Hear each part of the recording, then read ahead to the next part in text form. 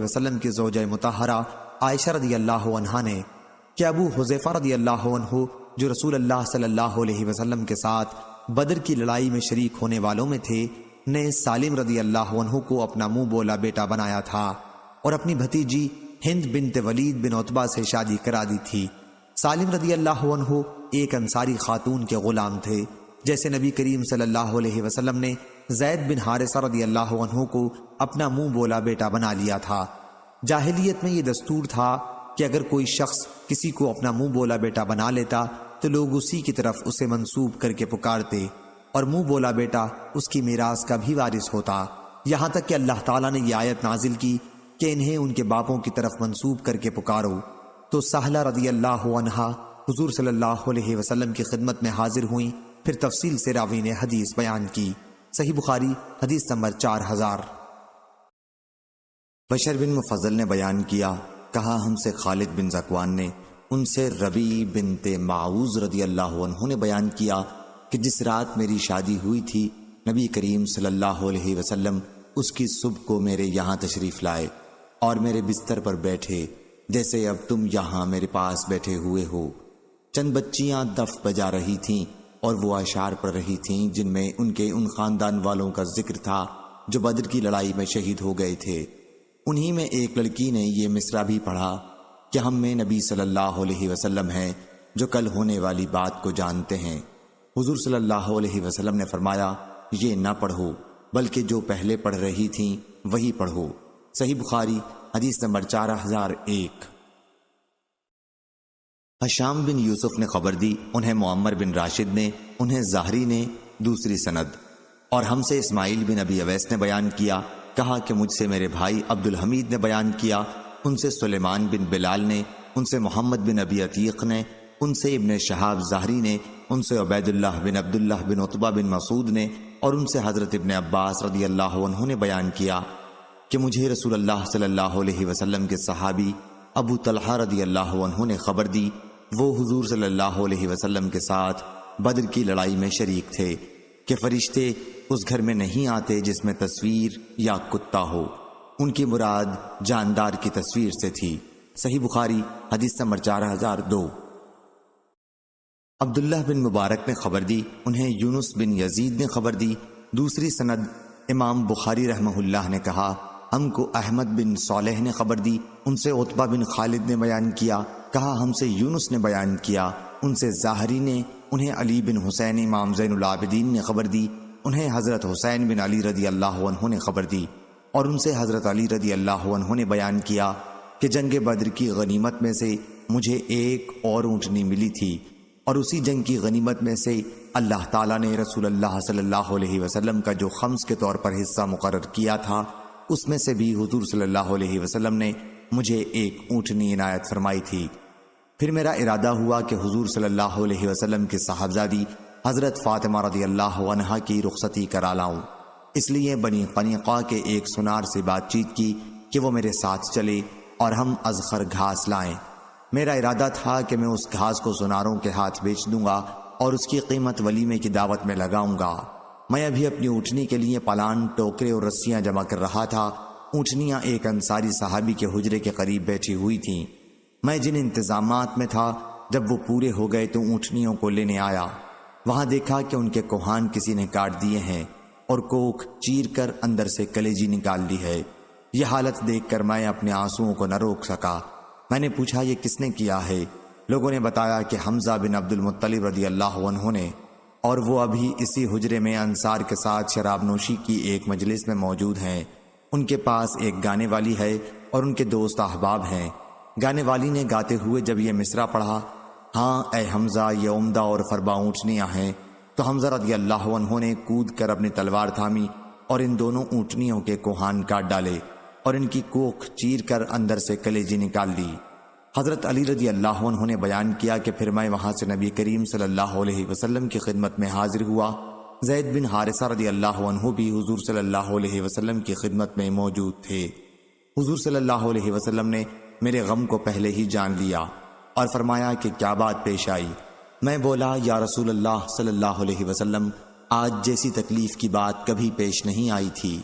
حمزہ رضی اللہ عنہ نے میری دونوں اونٹنیوں کو پکڑ کے ان کے کوہان کاٹ ڈالے اور ان کی کوکھ چیر ڈالی ہے۔ وہ یہیں ایک گھر میں شراب کی مجلس جمائے بیٹھے ہیں۔ حضور صلی اللہ علیہ وسلم نے اپنی چادر مبارک منگوائی اور اسے اوڑھ کر آپ تشریف لے چلے۔ میں اور حضرت زید بن حارثہ رضی اللہ عنہ بھی ساتھ ساتھ ہو لیے۔ جب اس گھر کے قریب آپ تشریف لے گئے اور حضرت حمزہ رضی اللہ عنہ نے جو کچھ کیا تھا اس پر انہیں تنبیہ فرمائی۔ حضرت حمزہ رضی اللہ عنہ شراب کے نشے میں مست تھے اور ان کی آنکھیں سرخ تھیں۔ انہوں نے حضور صلی اللہ علیہ وسلم کی طرف نظر اٹھائی، پھر ذرا اور اوپر اٹھائی اور آپ کے گھٹنوں پر دیکھنے لگے، پھر اور نظر اٹھائی اور آپ کے چہرے پر دیکھنے لگے، پھر کہنے لگے تم سب میرے باپ کے غلام ہو۔ حضور صلی اللہ علیہ وسلم سمجھ گئے کہ اس وقت بے ہوش ہے، اس لیے آپ فوراً الٹے پاؤں اس گھر سے باہر نکل آئے۔ ہم بھی آپ کے ساتھ تھے۔ صحیح بخاری حدیث نمبر 4003۔ سفیان بن عیینہ نے خبر دی کہ یہ روایت ہمیں عبد الرحمن بن عبداللہ اصبہانی نے لکھ کر بھیج دی۔ انہوں نے عبداللہ بن معقل سے سنا کہ حضرت علی رضی اللہ عنہ نے سہل بن حنیف رضی اللہ عنہ کے جنازے پر تکبیریں کہیں اور کہا کہ وہ بدر کی لڑائی میں شریک تھے۔ صحیح بخاری حدیث نمبر 4004۔ شعیب نے خبر دی، ان سے زہری نے بیان کیا، انہیں سالم بن عبداللہ نے خبر دی، انہوں نے عبداللہ بن عمر رضی اللہ عنہ سے سنا اور انہوں نے عمر بن خطاب رضی اللہ عنہ سے بیان کیا کہ جب حفصہ بنت عمر رضی اللہ عنہ کے شوہر خنیس بن حذافہ سہمی رضی اللہ عنہ کی وفات ہو گئی، وہ رسول اللہ صلی اللہ علیہ وسلم کے اصحاب میں تھے اور بدر کی لڑائی میں انہوں نے شرکت کی تھی اور مدینے میں ان کی وفات ہو گئی تھی۔ حضرت عمر رضی اللہ عنہ نے بیان کیا کہ میری ملاقات عثمان بن عفان رضی اللہ عنہ سے ہوئی تو میں نے ان سے حفصہ کا ذکر کیا اور کہا کہ اگر آپ چاہیں تو اس کا نکاح میں آپ سے کر دوں۔ انہوں نے کہا کہ میں سوچوں گا، اس لیے میں چند دنوں کے لیے ٹھہر گیا۔ پھر انہوں نے کہا کہ میری رائے یہ ہوئی ہے کہ ابھی میں نکاح نہ کروں۔ حضرت عمر رضی اللہ عنہ نے کہا کہ پھر میری ملاقات حضرت ابو بکر رضی اللہ عنہ سے ہوئی اور ان سے بھی میں نے یہی کہا کہ اگر آپ چاہیں تو میں آپ کا نکاح حفصہ بنت عمر سے کر دوں۔ ابو بکر رضی اللہ عنہ خاموش ہو گئے اور کوئی جواب نہیں دیا۔ ان کا یہ طریقہ عمل عثمان رضی اللہ عنہ سے بھی زیادہ میرے لیے باعث تکلیف ہوا۔ کچھ دنوں میں نے اور توقف کیا تو نبی کریم صلی اللہ علیہ وسلم نے خود حفصہ رضی اللہ عنہ کا پیغام بھیجا اور میں نے ان کا نکاح حضور صلی اللہ علیہ وسلم سے کر دیا۔ اس کے بعد ابو بکر رضی اللہ عنہ کی ملاقات مجھ سے ہوئی تو انہوں نے کہا شاید آپ کو میرے اس طرز عمل سے تکلیف ہوگی کہ جب آپ کی مجھ سے ملاقات ہوئی اور آپ نے حفصہ رضی اللہ عنہ کے متعلق مجھ سے بات کی تو میں نے کوئی جواب نہیں دیا۔ میں نے کہا کہ ہاں تکلیف ہوئی تھی۔ انہوں نے بتایا کہ آپ کی بات کا میں نے صرف اس لیے کوئی جواب نہیں دیا تھا کہ حضرت صلی اللہ علیہ وسلم نے مجھ سے حفصہ رضی اللہ عنہ کا ذکر کیا تھا، مجھ سے مشورہ لیا تھا کہ کیا میں اس سے نکاح کر لوں، اور میں حضرت صلی اللہ علیہ وسلم کا راز فاش نہیں کر سکتا تھا۔ اگر آپ حفصہ رضی اللہ عنہ سے نکاح کا ارادہ چھوڑ دیتے تو بے شک میں ان سے نکاح کر لیتا۔ صحیح بخاری حدیث نمبر 4005۔ شعبہ نے بیان کیا، ان سے عدی بن ابان نے، ان سے عبداللہ بن یزید انصاری نے، انہوں نے ابو مسعود بدری رضی اللہ عنہ عقبہ بن عمرو انصاری سے سنا کہ نبی کریم صلی اللہ علیہ وسلم نے فرمایا انسان کا اپنے بال بچوں پر خرچ کرنا بھی باعث ثواب ہے۔ صحیح بخاری حدیث نمبر 4006۔ شعیب نے خبر دی، انہیں زہری نے، انہوں نے عروہ بن زبیر سے سنا کہ امیر المومنین عمر بن عبدالعزیز سے انہوں نے ان کے عہد خلافت میں یہ حدیث بیان کی کہ مغیرہ بن شعبہ رضی اللہ عنہ جب کوفے کے امیر تھے تو انہوں نے ایک دن عصر کی نماز میں دیر کی۔ اس پر زید بن حسن کے نانا ابو مسعود عقبہ بن عمرو انصاری رضی اللہ عنہ ان کے یہاں گئے۔ وہ بدر کی لڑائی میں شریک ہونے والے صحابہ میں سے تھے اور کہا آپ کو معلوم ہے کہ حضرت جبریل علیہ السلام نماز کا طریقہ بتانے کے لیے آئے اور آپ نے نماز پڑھی اور حضور صلی اللہ علیہ وسلم نے ان کے پیچھے نماز پڑھی، 5 وقت کی نمازیں۔ پھر فرمایا کہ اسی طرح مجھے حکم ملا ہے۔ بشیر بن ابی مسعود بھی یہ حدیث اپنے والد سے بیان کرتے تھے۔ صحیح بخاری حدیث نمبر 4007۔ ابو غیوانہ نے بیان کیا، ان سے عامش نے، ان سے ابراہیم نخعی نے، ان سے عبد الرحمن بن یزید نخعی نے، ان سے علقمہ بن یسعی نے اور ان سے ابو مسعود بدری رضی اللہ عنہ نے بیان کیا کہ رسول اللہ صلی اللہ علیہ وسلم نے فرمایا سورہ بقرہ کی 2 آیتیں آمن رسولہ سے آخر تک ایسی ہیں کہ جو شخص رات میں انہیں پڑھ لے وہ اس کے لیے کافی ہو جاتی ہیں۔ عبد الرحمن نے بیان کیا کہ پھر میں نے خود ابو مسعود رضی اللہ عنہ سے ملاقات کی، وہ اس وقت بیت اللہ کا طواف کر رہے تھے۔ میں نے ان سے اس حدیث کے متعلق پوچھا تو انہوں نے یہ حدیث مجھ سے بیان کی۔ صحیح بخاری حدیث نمبر 4008۔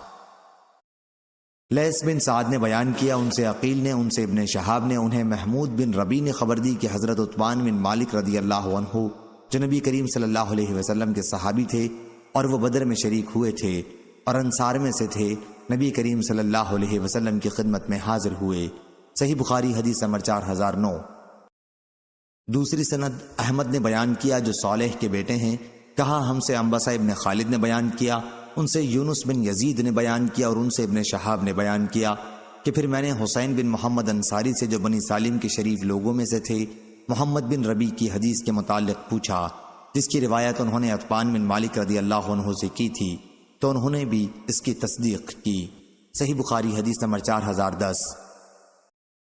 شعیب نے خبر دی، ان سے زاہری نے بیان کیا، کہا کہ مجھے عبداللہ بن عامر بن ربیعہ رضی اللہ عنہ نے خبر دی، وہ قبیلہ بنی عدی کے سب لوگوں میں بڑے تھے اور ان کے والد عامر بن ربیعہ بدر میں نبی کریم صلی اللہ علیہ وسلم کے ساتھ شریک تھے۔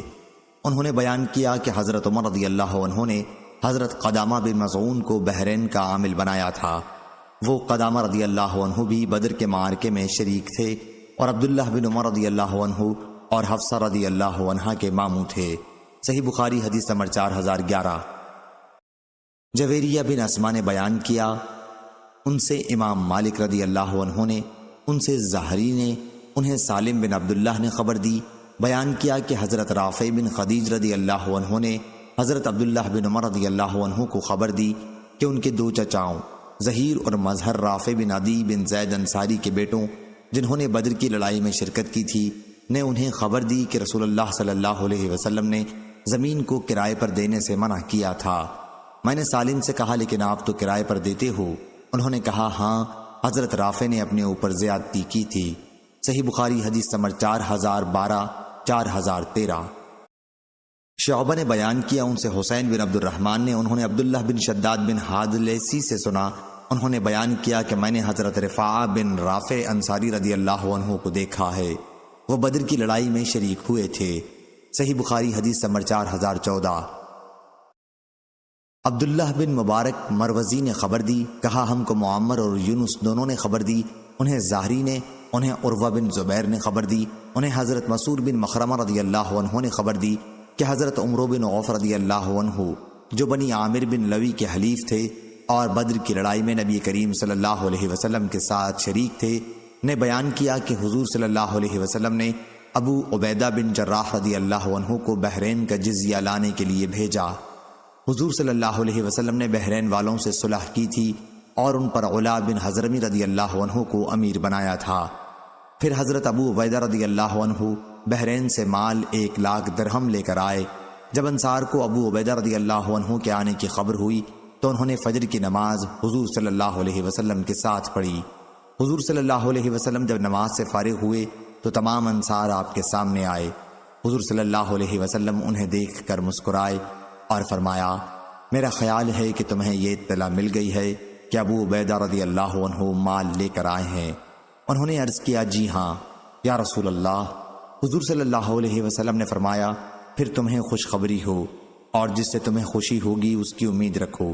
اللہ کی قسم مجھے تمہارے متعلق محتاجی سے ڈر نہیں لگتا، مجھے تو اس کا خوف ہے کہ دنیا تم پر بھی اسی طرح کشادہ کر دی جائے گی جس طرح تم سے پہلی پہلوں پر کشادہ کی گئی تھی، پھر پہلوں کی طرح اس کے لیے تم آپس میں رشک کرو گے اور جس طرح وہ ہلاک ہو گئے تھے تمہیں بھی یہ چیز ہلاک کر کے رہے گی۔ صحیح بخاری حدیث نمبر 4015۔ جریر بن حازم نے بیان کیا، ان سے نافع نے کہ حضرت عبداللہ بن عمر رضی اللہ عنہ ہر طرح کے سانپ کو مار ڈالا کرتے تھے۔ صحیح بخاری حدیث نمبر 4016۔ لیکن جب ابو لبابہ بشیر بن عبد المنذر نے جو بدر کی لڑائی میں شریک تھے ان سے بیان کیا کہ نبی کریم صلی اللہ علیہ وسلم نے گھر میں نکلنے والے سانپ کے مارنے سے منع فرمایا تھا تو انہوں نے بھی اسے مارنا چھوڑ دیا تھا۔ صحیح بخاری حدیث نمبر 4017۔ ابن شہاب نے بیان کیا اور ان سے حضرت انس بن مالک رضی اللہ عنہ نے بیان کیا کہ انصار کے چند لوگوں نے رسول اللہ صلی اللہ علیہ وسلم سے اجازت چاہی اور عرض کیا کہ آپ ہمیں اجازت عطا فرمائیں تو ہم اپنے بھانجے عباس رضی اللہ عنہ کا فدیہ معاف کر دیں، لیکن حضور صلی اللہ علیہ وسلم نے فرمایا اللہ کی قسم ان کے فدیے سے 1 درہم بھی نہ چھوڑنا۔ صحیح بخاری حدیث نمبر 4018۔ ابو عاصم نے بیان کیا، کہا ہم سے ابن جریج نے، ان سے زہری نے، ان سے عطا بن یزید لیسی نے، ان سے عبید اللہ بن عدی نے، اور ان سے حضرت مقداد بن اسود رضی اللہ عنہ نے۔ دوسری سند امام بخاری رحمہ اللہ نے کہا، اور مجھ سے اسحاق بن منصور نے بیان کیا، کہا ہم سے یعقوب بن ابراہیم بن سعد نے، ان سے ابن شہاب کے بھتیجے محمد بن عبداللہ نے اپنے چچا محمد بن مسلم بن شہاب سے بیان کیا، انہیں عطا بن یزید لیسی نے ثم الجندعی نے خبر دی، انہیں عبداللہ بن عدی بن خیار نے خبر دی، اور انہیں مقداد بن عمرو کندی رضی اللہ عنہ نے۔ وہ بنی زہرہ کے حلیف تھے اور بدر کی لڑائی میں رسول اللہ صلی اللہ علیہ وسلم کے ساتھ تھے۔ انہوں نے خبر دی کہ انہوں نے رسول اللہ صلی اللہ علیہ وسلم سے عرض کیا، اگر کسی موقع پر میری کسی کافر سے ٹکر ہو جائے اور ہم دونوں ایک دوسرے کو قتل کرنے کی کوشش میں لگ جائیں اور وہ میرے ایک ہاتھ پر تلوار مار کر اسے کاٹ ڈالے، پھر وہ مجھ سے بھاگ کر ایک درخت کی پناہ لے کر کہنے لگے میں اللہ پر ایمان لایا، تو کیا یا رسول اللہ اس کے اس اقرار کے بعد پھر بھی میں اسے قتل کر دوں؟ حضور صلی اللہ علیہ وسلم نے فرمایا کہ پھر تم اسے قتل نہ کرنا۔ انہوں نے عرض کیا، یا رسول اللہ وہ پہلے میرا ایک ہاتھ بھی کاٹ چکا ہے اور یہ اقرار میرے ہاتھ کاٹنے کے بعد کیا ہے۔ آپ نے پھر بھی یہی فرمایا کہ اسے قتل نہ کر، کیونکہ اگر تو نے اسے قتل کر ڈالا تو اسے قتل کرنے سے پہلے جو تمہارا مقام تھا اب اس کا وہ مقام ہوگا، اور تمہارا مقام وہ ہوگا جو اس کا مقام اس وقت تھا جب اس نے اس کلمے کا اقرار نہیں کیا تھا۔ صحیح بخاری حدیث نمبر 4019۔ سلیمان تیمی نے بیان کیا، کہا ہم سے انس رضی اللہ عنہ نے بیان کیا کہ رسول اللہ صلی اللہ علیہ وسلم نے بدر کی لڑائی کے دن فرمایا، کون دیکھ کر آئے گا کہ ابو جہل کے ساتھ کیا ہوا؟ عبداللہ بن مسعود رضی اللہ عنہ اس کے لیے روانہ ہوئے اور دیکھا کہ عفرا کے دونوں بیٹوں نے اسے قتل کر دیا ہے اور اس کی لاش ٹھنڈی ہونے والی ہے۔ انہوں نے پوچھا تم ہی ہو؟ ابن علیہ نے بیان کیا کہ سلیمان نے اسی طرح بیان کیا، اور ان سے انس رضی اللہ عنہ نے بیان کیا کہ ابن مسعود رضی اللہ عنہ نے پوچھا تھا کہ تو ہی ابو جہل ہے؟ اس پر اس نے کہا، کیا اس سے بھی بڑا کوئی ہوگا جسے تم نے آج قتل کر دیا ہے؟ سلیمان نے بیان کیا، کہا کہ یا اس نے یوں کہا جسے اس کی قوم نے قتل کر دیا ہے، کیا اس سے بھی بڑا کوئی ہوگا؟ کہا کہ ابو مجلس نے بیان کیا کہ ابو جہل نے کہا، کاش ایک کسان کے سوا کسی اور نے مارا ہوتا۔ صحیح بخاری حدیث نمبر 4020۔ عبد الواحد بن زیاد نے بیان کیا، کہا ہم سے معمر نے بیان کیا، ان سے زہری نے، ان سے عبید اللہ بن عبداللہ نے، اور ان سے ابن عباس رضی اللہ عنہ نے حضرت عمر رضی اللہ عنہ سے کہ جب نبی کریم صلی اللہ علیہ وسلم کی وفات ہو گئی تو میں نے ابو بکر رضی اللہ عنہ سے کہا، آپ ہمیں ساتھ لے کر ہمارے انصاری بھائیوں کے یہاں چلیں۔ پھر ہماری ملاقات دو نیک ترین انصاری صحابیوں سے ہوئی جنہوں نے بدر کی لڑائی میں شرکت کی تھی۔ عبید اللہ نے کہا، پھر میں نے اس حدیث کا تذکرہ عروہ بن زبیر سے کیا تو انہوں نے بتایا کہ وہ دونوں صحابی عویم بن ساعدہ اور معن بن عدی رضی اللہ عنہ تھے۔ صحیح بخاری حدیث نمبر 4021۔ اسحاق بن ابراہیم نے بیان کیا، انہوں نے محمد بن فضیل سے سنا، انہوں نے اسماعیل بن ابی خالد سے، انہوں نے قیس بن ابی حازم سے کہ بدری صحابہ کا سالانہ وظیفہ 5,000 5,000 تھا۔ حضرت عمر رضی اللہ عنہ نے فرمایا کہ میں انہیں بدری صحابہ کو ان صحابیوں پر فضیلت دوں گا جو ان کے بعد ایمان لائے۔ صحیح بخاری حدیث نمبر 4022۔ معمر نے خبر دی، انہیں زاہری نے، انہیں محمد بن جبیر نے، ان سے ان کے والد نے بیان کیا کہ نبی کریم صلی اللہ علیہ وسلم سے میں نے سنا آپ مغرب کی نماز میں سورہ والطور کی تلاوت کر رہے تھے۔ یہ پہلا موقع تھا جب میرے دل میں ایمان نے قرار پکڑا۔ اور اسی سند سے زاہری سے مروی ہے، ان سے محمد بن جبیر بن مطعم نے، اور ان سے ان کے والد جبیر بن مطعم رضی اللہ عنہ نے کہ نبی کریم صلی اللہ علیہ وسلم نے بدر کے قیدیوں کے متعلق فرمایا تھا، اگر مطعم بن عدی رضی اللہ عنہ زندہ ہوتے اور ان پلیت قیدیوں کے لیے سفارش کرتے تو میں انہیں ان کے کہنے سے چھوڑ دیتا۔ صحیح بخاری حدیث نمبر 4023۔ سعید بن مسیب نے بیان کیا کہ پہلا فساد جب برپا ہوا یعنی حضرت عثمان رضی اللہ عنہ کی شہادت کا تو اس نے اصحاب بدر میں سے کسی کو باقی نہیں چھوڑا۔ پھر جب دوسرا فساد برپا ہوا یعنی حرہ کا تو اس نے اصحاب حدیبیہ میں سے کسی کو باقی نہیں چھوڑا۔ پھر تیسرا فساد برپا ہوا تو وہ اس وقت تک نہیں گیا جب تک لوگوں میں کچھ بھی خوبی یا عقل باقی تھی۔ صحیح بخاری حدیث نمبر 4024۔ عبداللہ بن عمر نمیری نے بیان کیا، کہا ہم سے یونس بن یزید نے بیان کیا، کہا کہ میں نے زہری سے سنا، کہا کہ میں نے عروہ بن زبیر، سعید بن مسیب، علقمہ بن وقاص اور عبید اللہ بن عبداللہ سے نبی کریم صلی اللہ علیہ وسلم کی زوجہ مطہرہ حضرت عائشہ رضی اللہ عنہا کی تہمت کے متعلق سنا۔ ان میں سے ہر ایک نے مجھ سے اس واقعے کا کوئی حصہ بیان کیا۔ حضرت عائشہ رضی اللہ عنہا نے بیان کیا تھا کہ میں اور ام مستح باہر قضائے حاجت کو جا رہے تھے کہ ام مستح رضی اللہ عنہا اپنی چادر میں الجھ کر پھسل پڑی۔ اس پر ان کی زبان سے نکلا، مستح کا برا ہو۔ میں نے کہا آپ نے اچھی بات نہیں کہی، ایک ایسے شخص کو آپ برا کہتی ہیں جو بدر میں شریک ہو چکا ہے۔ پھر انہوں نے تہمت کا واقعہ بیان کیا۔ صحیح بخاری حدیث نمبر 4025۔ فلیح بن سلیمان نے بیان کیا، ان سے موسیٰ بن عقبہ نے اور ان سے ابن شہاب نے بیان کیا، یہ رسول اللہ صلی اللہ علیہ وسلم کے غزوات کا بیان تھا۔ پھر انہوں نے بیان کیا کہ جب بدر کے کفار مقتولین کنویں میں ڈالے جانے لگے تو رسول کریم صلی اللہ علیہ وسلم نے فرمایا، کیا تم نے اس چیز کو پا لیا جس کا تم سے تمہارے رب نے وعدہ کیا تھا؟ موسیٰ نے بیان کیا، ان سے نافع نے اور ان سے عبداللہ بن عمر رضی اللہ عنہ نے کہ اس پر حضور اکرم صلی اللہ علیہ وسلم کے چند صحابہ نے عرض کیا، یا رسول اللہ، آپ ایسے لوگوں کو آواز دے رہے ہیں جو مر چکے ہیں۔ حضور صلی اللہ علیہ وسلم نے فرمایا، جو کچھ میں نے ان سے کہا ہے اسے خود تم نے بھی ان سے زیادہ بہتر طریقے پر نہیں سنا ہوگا۔ ابو عبداللہ حضرت امام بخاری نے کہا کہ قریش صحابہ کے جتنے لوگ بدر میں شریک ہوئے تھے اور جن کا حصہ بھی اس غنیمت میں لگا تھا ان کی تعداد 81 تھی۔ عروہ بن زبیر بیان کرتے تھے کہ حضرت زبیر رضی اللہ عنہ نے کہا، میں نے ان مہاجرین کے حصے تقسیم کیے تھے اور ان کی تعداد 100 تھی، اور زیادہ بہتر علم اللہ تعالیٰ کو ہے۔ صحیح بخاری حدیث نمبر 4026۔ حشام نے خبر دی، انہیں معمر نے، انہیں حشام بن عروہ نے، انہیں ان کے والد نے اور ان سے حضرت زبیر رضی اللہ عنہ نے بیان کیا کہ بدر کے دن مہاجرین کے 100 حصے لگائے گئے تھے۔ صحیح بخاری حدیث نمبر 4027۔ عبد الرزاق نے بیان کیا، کہا ہم کو ابن جریج نے خبر دی، انہیں موسیٰ بن عقبہ نے، انہیں نافع نے اور ان سے حضرت ابن عمر رضی اللہ عنہ نے بیان کیا کہ بنو نذیر اور بنو قریظہ نے نبی کریم صلی اللہ علیہ وسلم سے معاہدہ توڑ کر لڑائی مول لی، اس لیے آپ نے قبیلہ بنو نذیر کو جلا وطن کر دیا، لیکن قبیلہ بنو قریظہ کو جلا وطن نہیں کیا اور اس طرح ان پر احسان فرمایا۔ پھر بنو قریظہ نے بھی جنگ مول لی، اس لیے آپ نے ان کے مردوں کو قتل کروا دیا اور ان کی عورتوں، بچوں اور مال کو مسلمانوں میں تقسیم کر دیا۔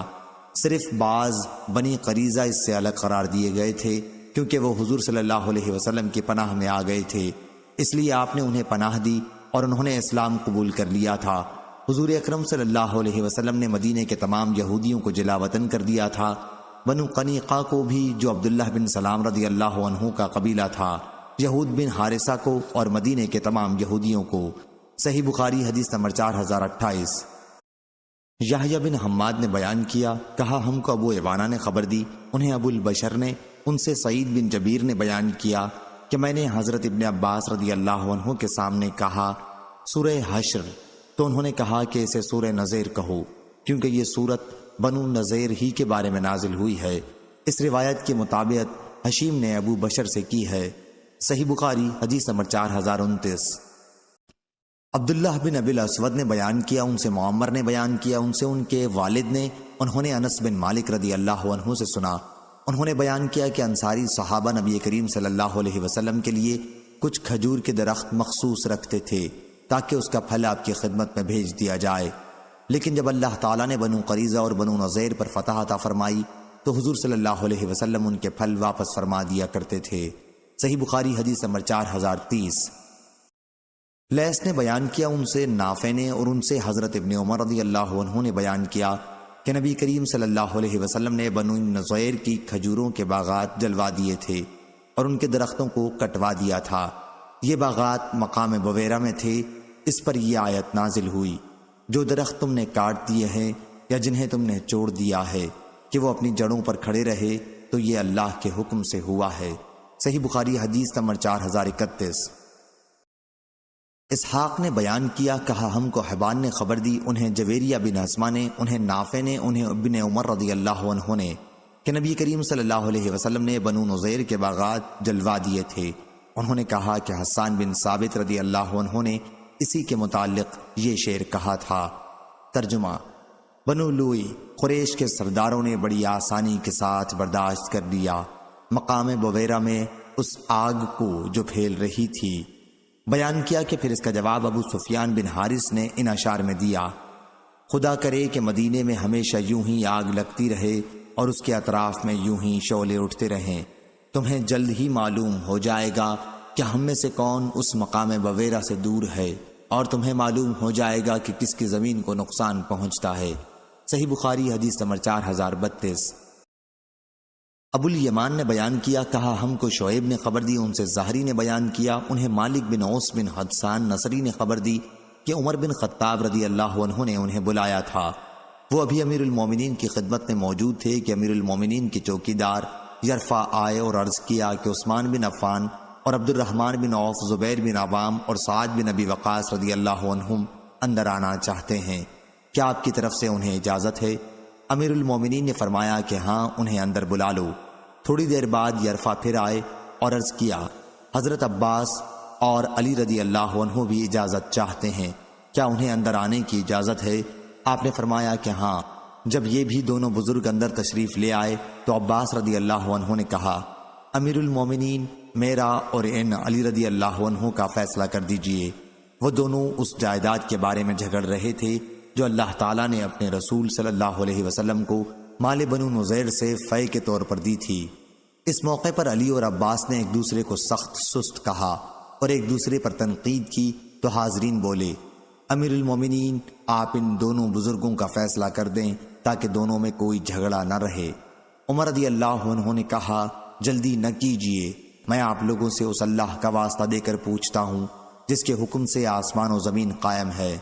کیا آپ کو معلوم ہے کہ رسول کریم صلی اللہ علیہ وسلم نے فرمایا تھا کہ ہم انبیاء کی وراثت تقسیم نہیں ہوتی، جو کچھ ہم چھوڑ جائیں وہ صدقہ ہوتا ہے، اور اس سے حضور صلی اللہ علیہ وسلم کی مراد خود اپنی ذات سے تھی۔ حاضرین بولے کہ جی ہاں، حضور صلی اللہ علیہ وسلم نے یہ فرمایا تھا۔ پھر عمر رضی اللہ عنہ عباس اور علی رضی اللہ عنہما کی طرف متوجہ ہوئے اور ان سے کہا، میں آپ دونوں سے بھی اللہ کا واسطہ دے کر پوچھتا ہوں، کیا آپ کو بھی معلوم ہے کہ حضرت صلی اللہ علیہ وسلم نے یہ حدیث ارشاد فرمائی تھی؟ ان دونوں بزرگوں نے بھی جواب ہاں میں دیا۔ اس کے بعد عمر رضی اللہ عنہ نے کہا، پھر میں آپ لوگوں سے اس معاملے پر گفتگو کرتا ہوں۔ اللہ سبحانہ و تعالی نے اپنے رسول اللہ صلی اللہ علیہ وسلم کو اس مال فے میں سے جو بنو نذیر سے ملا تھا آپ کو خاص طور پر عطا فرما دیا تھا۔ اللہ تعالیٰ نے اس کے متعلق فرمایا ہے کہ بنو نذیر کے مالوں سے جو اللہ نے اپنے رسول کو دیا ہے تو تم نے اس کے لیے گھوڑے اور اونٹ نہیں دوڑائے، یعنی جنگ نہیں کی۔ اللہ تعالیٰ کا ارشاد قدیر تک، تو یہ مال خاص رسول اللہ کے لیے تھا، لیکن خدا کی قسم کہ حضور صلی اللہ علیہ وسلم نے تمہیں نظر انداز کر کے اپنے لیے اسے مخصوص نہیں فرمایا تھا، نہ تم پر اپنی ذات کو ترجیح دی تھی۔ پہلے اس مال میں سے تمہیں دیا اور تم میں اس کی تقسیم کی، اور آخر اس فے میں سے یہ جائیداد بچ گئی، پس آپ اپنی ازواج مطہرات کا سالانہ خرچ بھی اس میں سے نکالتے تھے، اور جو کچھ اس میں سے باقی بچتا اسے آپ اللہ تعالیٰ کے مصارف میں خرچ کیا کرتے تھے۔ حضور اکرم صلی اللہ علیہ وسلم نے اپنی زندگی میں یہ جائیداد انہی مصارف میں خرچ کی۔ پھر جب آپ کی وفات ہو گئی تو ابو بکر رضی اللہ عنہ نے کہا کہ مجھے حضرت صلی اللہ علیہ وسلم کا خلیفہ بنا دیا گیا ہے، اس لیے انہوں نے اسے اپنے قبضے میں لے لیا اور انہی مصارف میں خرچ کرتے رہے جس میں حضرت صلی اللہ علیہ وسلم خرچ کیا کرتے تھے، اور آپ لوگ یہی موجود تھے۔ اس کے بعد عمر رضی اللہ عنہ علی اور عباس رضی اللہ عنہما کی طرف متوجہ ہوئے اور فرمایا، آپ لوگوں کو معلوم ہے کہ ابو بکر رضی اللہ عنہ نے بھی وہی طریقہ اختیار کیا جیسا کہ آپ لوگوں کو بھی اس کا اقرار ہے، اور اللہ کی قسم کہ وہ اپنے اس طرز عمل میں سچے، مخلص، صحیح راستے پر اور حق کی پیروی کرنے والے تھے۔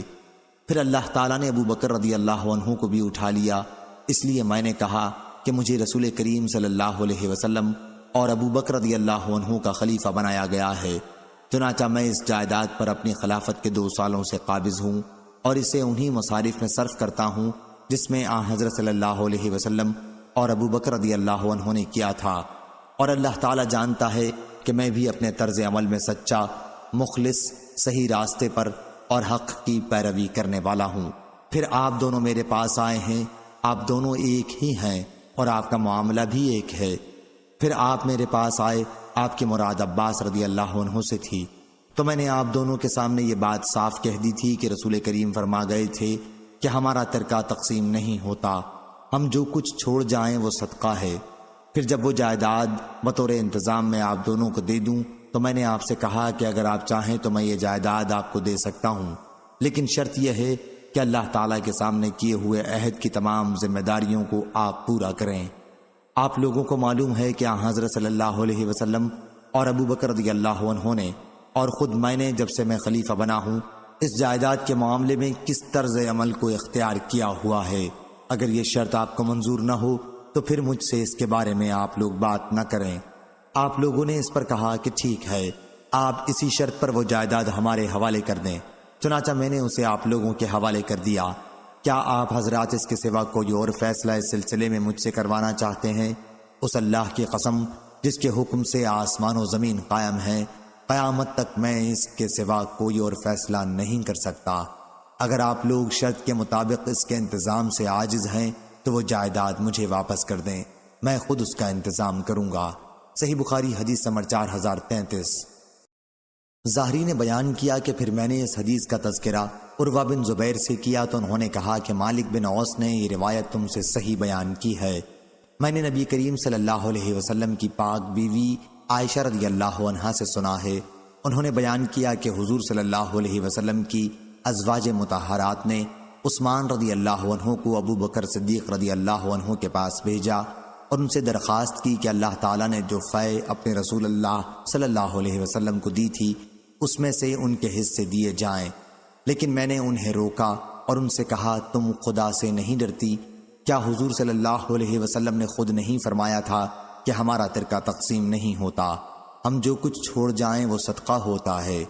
حضور صلی اللہ علیہ وسلم کا اشارہ اس ارشاد میں خود اپنی ذات کی طرف تھا، البتہ آل محمد صلی اللہ علیہ وسلم کو اس جائیداد میں سے تا زندگی ان کی ضروریات کے لیے ملتا رہے گا۔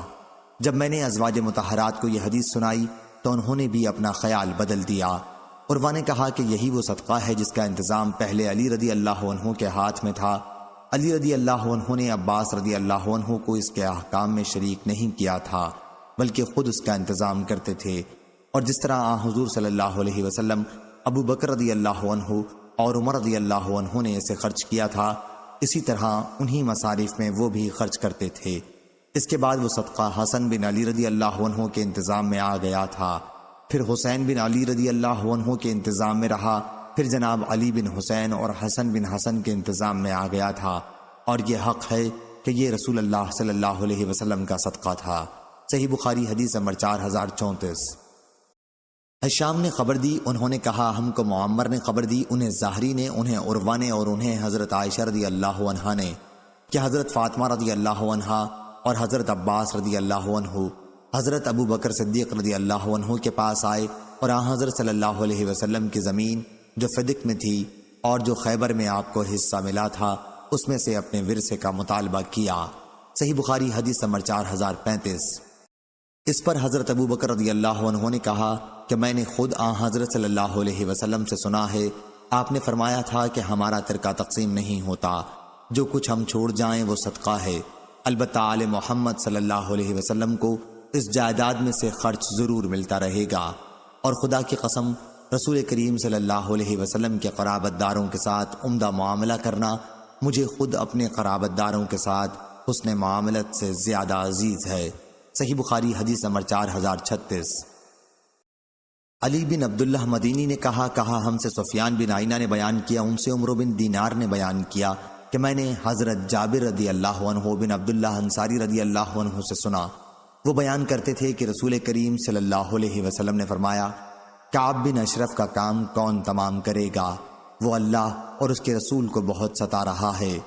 اس پر محمد بن مسلمہ انصاری رضی اللہ عنہ کھڑے ہوئے اور عرض کیا یا رسول اللہ، کیا آپ اجازت دیں گے کہ میں اسے قتل کراؤں؟ آپ نے فرمایا ہاں مجھ کو یہ پسند ہے۔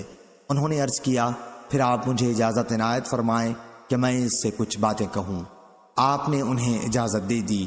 اب محمد بن مسلمہ رضی اللہ عنہ کعب بن اشرف کے پاس آئے اور اس سے کہا، یہ شخص، اشارہ حضور اکرم صلی اللہ علیہ وسلم کی طرف تھا، ہم سے صدقہ مانگتا رہتا ہے اور اس نے ہمیں تھکا مارا ہے، اس لیے میں تم سے قرض لینے آیا ہوں۔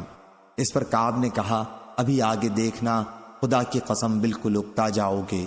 محمد بن مسلمہ رضی اللہ عنہ نے کہا، چونکہ ہم نے بھی اب ان کی اتباع کر لی ہے، اس لیے جب تک یہ نہ کھل جائے کہ ان کا انجام کیا ہوتا ہے، انہیں چھوڑنا بھی مناسب نہیں۔ میں تم سے ایک وسق، یا راوی نے بیان کیا کہ 2 وسق غلہ قرض لینے آیا ہوں، اور ہم سے عمرو بن دینار نے یہ حدیث کئی دفعہ بیان کی، لیکن 1 وسق یا 2 وسق غلے کا کوئی ذکر نہیں کیا۔ میں نے ان سے کہا کہ حدیث میں 1 وسق یا 2 وسق کا بھی ذکر ہے۔ انہوں نے کہا کہ میرا بھی خیال ہے کہ اس حدیث میں 1 یا 2 وسق کا ذکر آیا ہے۔ کعب بن اشرف نے کہا، ہاں میرے پاس کچھ گروی رکھ دو۔ انہوں نے پوچھا، گروی میں تم کیا چاہتے ہو؟ اس نے کہا، اپنی عورتوں کو رکھ دو۔ انہوں نے کہا کہ تم عرب کے بہت خوبصورت مرد ہو، ہم تمہارے پاس اپنی عورتیں کس طرح گروی رکھ سکتے ہیں؟ اس نے کہا، پھر اپنے بچوں کو گروی رکھ دو۔ انہوں نے کہا، ہم بچوں کو کس طرح گروی رکھ سکتے ہیں؟ کل انہیں اسی پر گالیاں دی جائیں گی کہ 1 یا 2 وسق غلے پر اسے رہن رکھ دیا گیا تھا، یہ تو بڑی بے غیرتی ہوگی۔ البتہ ہم تمہارے پاس اپنے لاما گروی رکھ سکتے ہیں۔ سفیان نے کہا کہ مراد اس سے ہتھیار تھے۔ محمد بن مسلمہ رضی اللہ عنہ نے اس سے دوبارہ ملنے کا وعدہ کیا اور رات کے وقت اس کے یہاں آئے۔ ان کے ساتھ ابو نائلہ بھی موجود تھے، وہ کعب بن اشرف کے رضائی بھائی تھے۔ پھر اس کے قلعے کے پاس جا کر انہوں نے آواز دی، وہ باہر آنے لگا تو اس کی بیوی نے کہا، اس وقت اتنی رات گئے کہاں باہر جا رہے ہو؟ اس نے کہا، وہ تو محمد بن مسلمہ اور میرا بھائی ابو نائلہ ہے۔ عمرو کے سوا دوسرے راوی نے بیان کیا کہ اس کی بیوی نے اس سے کہا تھا کہ مجھے تو یہ آواز ایسی لگتی ہے جیسے اس سے خون ٹپک رہا ہو۔ کعب نے جواب دیا کہ میرے بھائی محمد بن مسلمہ اور میرے رضائی بھائی ابو نائلہ ہیں، شریف کو اگر رات میں بھی نیزہ بازی کے لیے بلایا جائے تو وہ نکل پڑتا ہے۔ راوی نے بیان کیا کہ جب محمد بن مسلمہ اندر گئے تو ان کے ساتھ 2 آدمی اور تھے۔ سفیان سے پوچھا گیا کہ کیا عمرو بن دینار نے ان کے نام بھی لیے تھے؟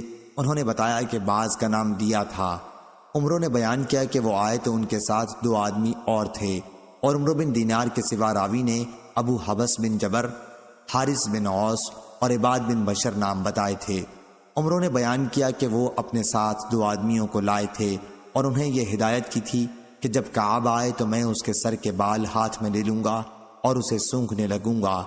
جب تمہیں اندازہ ہو جائے کہ میں نے اس کا سر پوری طرح اپنے قبضے میں لے لیا ہے تو پھر تم تیار ہو جانا اور اسے قتل کر ڈالنا۔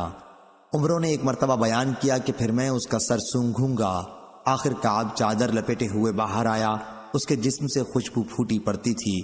محمد بن مسلمہ رضی اللہ عنہ نے کہا، آج سے زیادہ عمدہ خوشبو میں نے کبھی نہیں سونگھی تھی۔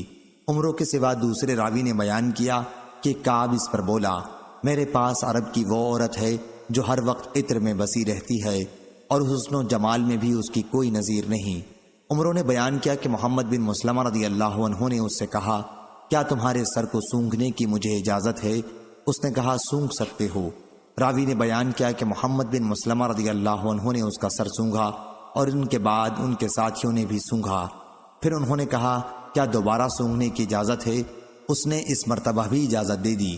پھر جب محمد بن مسلمہ رضی اللہ عنہ نے اسے پوری طرح اپنے قابو میں کر لیا تو اپنے ساتھیوں کو اشارہ کیا کہ تیار ہو جاؤ، چنانچہ انہوں نے اسے قتل کر دیا اور حضور صلی اللہ علیہ وسلم کی خدمت میں حاضر ہو کر اس کی اطلاع دی۔ صحیح بخاری حدیث نمبر 4037۔ یحییٰ بن آدم نے بیان کیا، ان سے یحییٰ بن ابی زائرہ نے، انہوں نے اپنے والد زکریا بن ابی زائدہ سے، ان سے ابو اسحاق سبیعی نے بیان کیا، ان سے برا بن عازب رضی اللہ عنہ نے بیان کیا۔ انہوں نے کہا کہ آن حضرت صلی اللہ علیہ وسلم نے داہنہ آدمیوں کو ابو رافع کے پاس بھیجا، من جملہ ان کے عبداللہ بن عتیق رات کو اس کے گھر میں گھسے، وہ سو رہا تھا، اسے قتل کیا۔ صحیح بخاری حدیث نمبر 4038۔ عبید اللہ بن موسیٰ نے بیان کیا، ان سے اسرائیل نے، ان سے ابو اسحاق نے اور ان سے برا بن عازب رضی اللہ عنہ نے بیان کیا کہ رسول اللہ صلی اللہ علیہ وسلم نے ابو رافع یہودی کے قتل کے لیے چند انصاری صحابہ کو بھیجا اور عبداللہ بن عتیق رضی اللہ عنہ کو ان کا امیر بنایا۔ یہ ابو رافع حضور اکرم صلی اللہ علیہ وسلم کو ایذا دیا کرتا تھا، اور آپ کے دشمنوں کی مدد کیا کرتا تھا۔ حجاز میں اس کا ایک قلعہ تھا اور وہیں وہ رہا کرتا تھا۔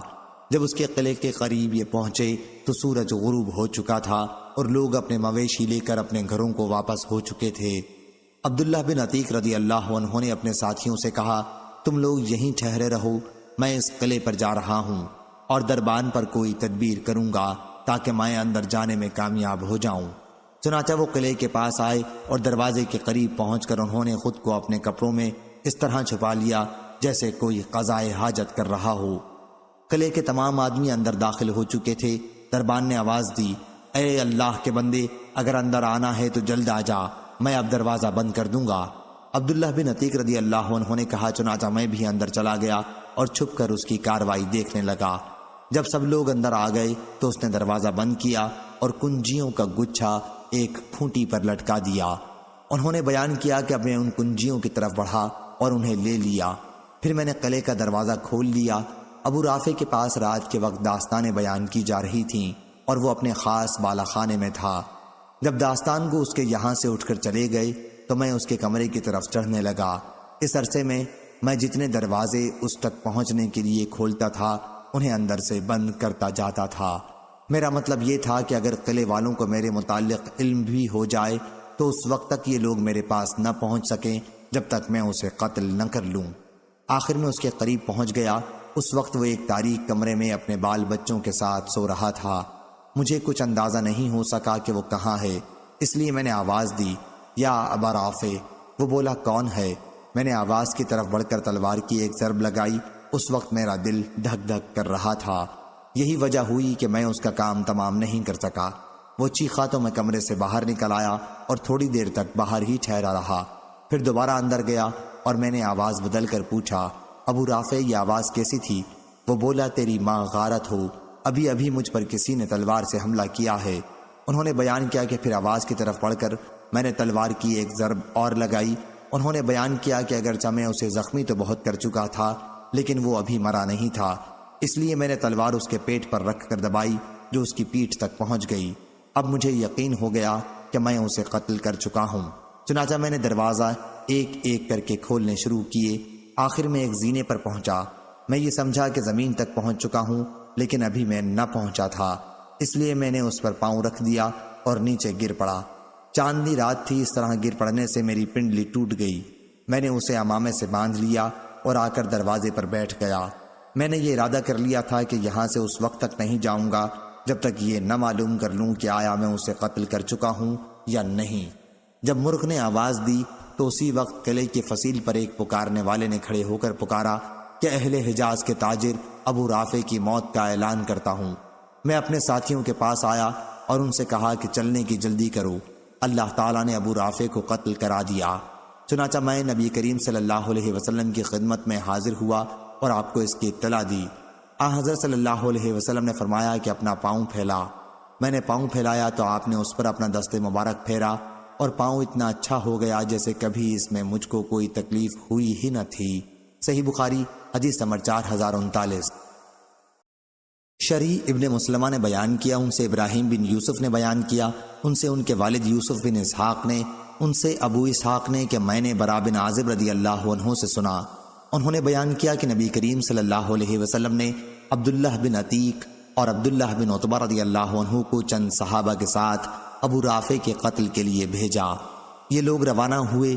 جب اس کے قلعے کے نزدیک پہنچے تو عبداللہ بن عتیق رضی اللہ عنہ نے اپنے ساتھیوں سے کہا کہ تم لوگ یہیں ٹھہر جاؤ، پہلے میں جاتا ہوں، دیکھوں صورتحال کیا ہے۔ عبداللہ بن عتیق رضی اللہ عنہ نے بیان کیا کہ قلعے کے قریب پہنچ کر میں اندر جانے کے لیے تدابیر کرنے لگا۔ اتفاق سے قلعے کا ایک گدھا گم تھا۔ انہوں نے بیان کیا کہ اسی گدھے کو تلاش کرنے کے لیے قلعے والے روشنی لے کر باہر نکلے۔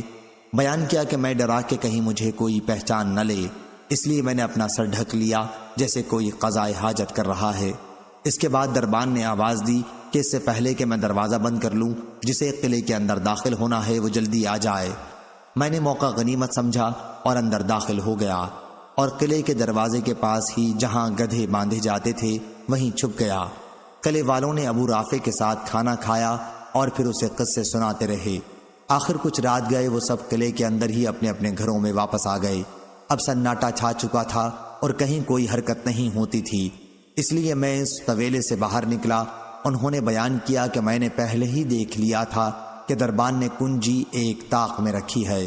میں نے پہلے کنجی اپنے قبضے میں لے لی اور پھر سب سے پہلے قلعے کا دروازہ کھولا۔ بیان کیا کہ میں نے یہ سوچا تھا کہ اگر قلعے والوں کو میرا علم ہو گیا تو میں بڑی آسانی کے ساتھ بھاگ سکوں گا۔ اس کے بعد میں نے ان کے کمروں کے دروازے کھولنے شروع کیے اور انہیں اندر سے بند کرتا جاتا تھا۔ اب میں زینوں سے ابو رافع کے بالا خانے تک پہنچ چکا تھا۔ اس کے کمرے میں اندھیرا تھا، اس کا چراغ گل کر دیا گیا تھا۔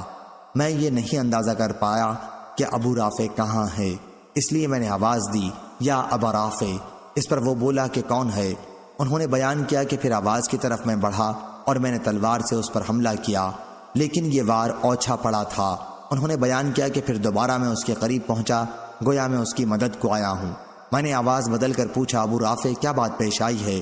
اس نے کہا، تیری ماں غارت ہو، ابھی کوئی شخص میرے کمرے میں آ گیا اور تلوار سے مجھ پر حملہ کیا ہے۔ انہوں نے بیان کیا کہ اس مرتبہ پھر میں نے اس کی آواز کی طرف بڑھ کر دوبارہ حملہ کیا، اس حملے میں بھی وہ قتل نہ ہو سکا۔ پھر وہ چلانے لگا اور اس کی بیوی بھی اٹھ گئی اور چلانے لگی۔ انہوں نے بیان کیا کہ پھر میں بظاہر مددگار بن کر پہنچا اور میں نے اپنی آواز بدل لی۔ اس وقت وہ چت لیٹا ہوا تھا۔ میں نے اپنی تلوار اس کے پیٹ پر رکھ کر زور سے اسے دبایا۔ آخر جب میں نے ہڈی ٹوٹنے کی آواز سن لی تو میں وہاں سے نکلا، بہت گھبرایا ہوا، اب زینے پر آ چکا تھا۔ میں اترنا چاہتا تھا کہ نیچے گر پڑا، جس سے میرا پاؤں ٹوٹ گیا۔ میں نے اس پر پٹی باندھی اور لنگڑاتے ہوئے اپنے ساتھیوں کے پاس پہنچا۔ میں نے ان سے کہا کہ تم لوگ جاؤ اور رسول اللہ صلی اللہ علیہ وسلم کو خوشخبری سناؤ۔ میں تو یہاں سے اس وقت تک نہیں ہٹوں گا جب تک اس کی موت کا اعلان نہ سن لوں۔ چنانچہ صبح کے وقت موت کا اعلان کرنے والا قلعے کی فصیل پر چڑھا اور اعلان کیا کہ ابو رافع کی موت واقع ہو گئی ہے۔ انہوں نے بیان کیا کہ پھر میں چلنے کے لیے اٹھا۔ مجھے کامیابی کی خوشی میں کوئی تکلیف معلوم نہیں ہوتی تھی۔ اس سے پہلے کہ میرے ساتھی حضور اکرم صلی اللہ علیہ وسلم کی خدمت میں پہنچیں، میں نے اپنے ساتھیوں کو پا لیا۔ حضرت صلی اللہ علیہ وسلم کو خوشخبری سنائی۔ صحیح بخاری حدیث نمبر 4040۔ عبد الوہاب نے خبر دی، انہوں نے کہا ہم سے خالد نے بیان کیا، ان سے اکرمہ نے بیان کیا اور ان سے حضرت عبداللہ بن عباس رضی اللہ عنہ نے بیان کیا کہ نبی کریم صلی اللہ علیہ وسلم نے غزوہ احد کے موقع پر فرمایا، یہ حضرت جبریل علیہ السلام ہیں، ہتھیار بند، اپنے گھوڑے کی لگام تھامے ہوئے۔ صحیح بخاری حدیث نمبر 4041۔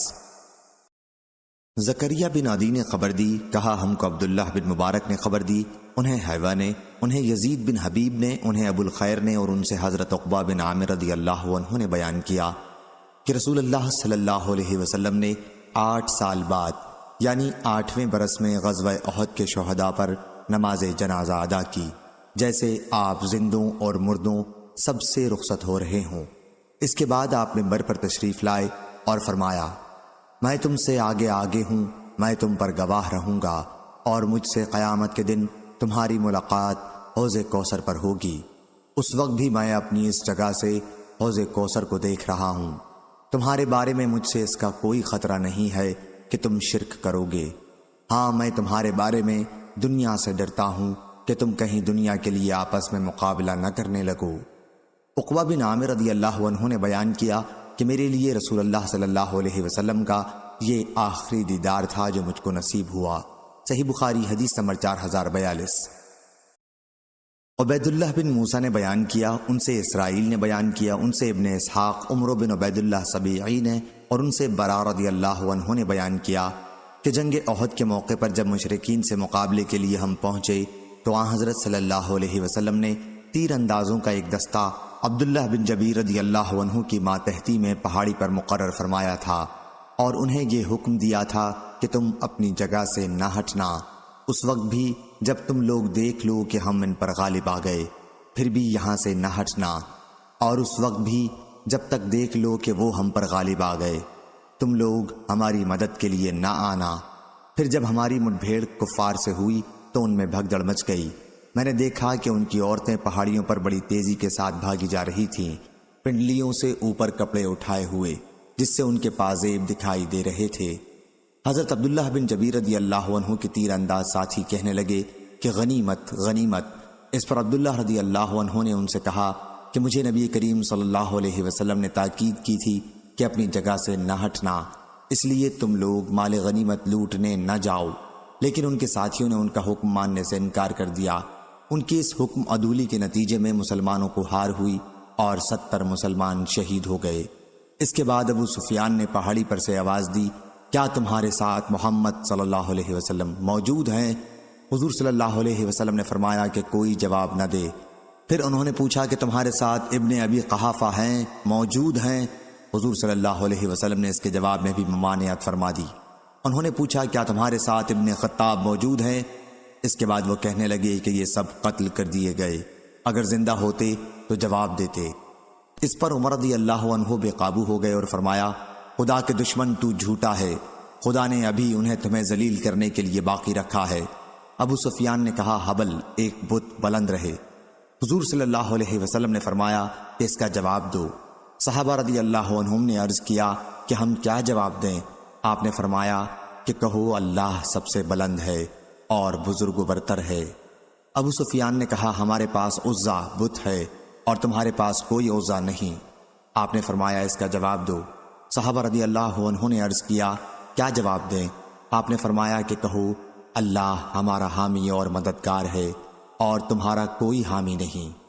ابو سفیان نے کہا، آج کا دن بدر کے دن کا بدلہ ہے اور لڑائی کی مثال ڈول کی ہوتی ہے، کبھی ہمارے ہاتھ میں اور کبھی تمہارے ہاتھ میں۔ تم اپنے مقتولین میں کچھ لاشوں کا مسئلہ کیا ہوا پاؤ گے۔ میں نے اس کا حکم نہیں دیا تھا لیکن مجھے برا نہیں معلوم ہوا۔ صحیح بخاری حدیث نمبر 4043۔ عبداللہ بن محمد نے خبر دی، کہا ہم سے سفیان نے بیان کیا، ان سے عمروں نے اور ان سے حضرت جابر رضی اللہ عنہ نے بیان کیا کہ بعض صحابہ نے غزوہ احد کی صبح کو شراب پی جو ابھی حرام نہیں ہوئی تھی اور پھر شہادت کی موت نصیب ہوئی۔ صحیح بخاری حدیث نمبر 4044۔ عبداللہ نے بیان کیا، کہا ہم کو شعبہ نے خبر دی، انہیں سعد بن ابراہیم نے، ان سے ان کے والد ابراہیم نے کہ ان کے والد عبد الرحمن بن عوف رضی اللہ عنہ کے پاس کھانا لایا گیا، ان کا روزہ تھا۔ انہوں نے کہا مصعب بن عمیر رضی اللہ عنہ احد کی جنگ میں شہید کر دیے گئے، وہ مجھ سے افضل اور بہتر تھے، لیکن انہیں جس چادر کا کفن دیا گیا وہ اتنی چھوٹی تھی کہ اگر اس سے ان کا سر چھپایا جاتا تو پاؤں کھل جاتا اور اگر پاؤں چھپایا جاتا تو سر کھل جاتا تھا۔ میرا خیال ہے کہ انہوں نے کہا اور حمزہ رضی اللہ عنہ بھی اسی جنگ میں شہید کیے گئے، وہ مجھ سے بہتر اور افضل تھے۔ پھر جیسا کہ تم دیکھ رہے ہو ہمارے لیے دنیا میں کشادگی دی گئی، یا انہوں نے یہ کہا کہ پھر جیسا کہ تم دیکھتے ہو ہمیں دنیا دی گئی، ہمیں تو اس کا ڈر ہے کہ کہیں یہی ہماری نیکیوں کا بدلہ نہ ہو جو اسی دنیا میں ہمیں دیا جا رہا ہے۔ اس کے بعد آپ اتنا روئے کہ کھانا نہ کھا سکے۔ صحیح بخاری حدیث نمبر 4045۔ سفیان بن عینہ نے بیان کیا، ان سے عمرو بن دینار نے، انہوں نے حضرت جابر بن عبداللہ انصاری رضی اللہ عنہ سے سنا، انہوں نے بیان کیا کہ ایک صحابی نے نبی کریم صلی اللہ علیہ وسلم سے غزوہ احد کے موقع پر پوچھا، یا رسول اللہ اگر میں قتل کر دیا گیا تو میں کہاں جاؤں گا؟ حضور اکرم صلی اللہ علیہ وسلم نے فرمایا کہ جنت میں۔ انہوں نے کھجور پھینک دی جو ان کے ہاتھ میں تھی اور لڑنے لگے یہاں تک کہ شہید ہو گئے۔ صحیح بخاری حدیث نمبر 4046۔ زہیر بن معاویہ نے بیان کیا، ان سے عامش نے بیان کیا، ان سے شفیق بن مسلمہ نے اور ان سے خباب بن الارت رضی اللہ عنہ نے بیان کیا کہ ہم نے رسول اللہ صلی اللہ علیہ وسلم کے ساتھ ہجرت کی تھی، ہمارا مقصد صرف اللہ کی رضا تھی، اس کا ثواب اللہ کے ذمے تھا۔ پھر ہم میں سے بعض لوگ تو وہ تھے جو گزر گئے اور کوئی اجر انہوں نے اس دنیا میں نہیں دیکھا، انہی میں سے مصعب بن عمیر رضی اللہ عنہ بھی تھے۔ احد کی لڑائی میں انہوں نے شہادت پائی تھی، ایک دھاری دار چادر کے سوا اور کوئی چیز ان کے پاس نہیں تھی اور وہی ان کا کفن بنی۔ جب ہم اس سے ان کا سر چھپاتے تو پاؤں کھل جاتے اور پاؤں چھپاتے تو سر کھل جاتا۔ حضور صلی اللہ علیہ وسلم نے فرمایا کہ سر چادر سے چھپا دو اور پاؤں پر ازخر گھاس ڈال دو، یا حضور نے یہ الفاظ فرمائے تھے القو علی رجلہ من الازخر بجائے وجعلوا علی رجلہ الازخر۔ اور ہم میں بعض وہ تھے جنہیں ان کے اس عمل کا بدلہ اسی دنیا میں مل رہا ہے اور وہ اس سے فائدہ اٹھا رہے ہیں۔ صحیح بخاری حدیث نمبر 4047۔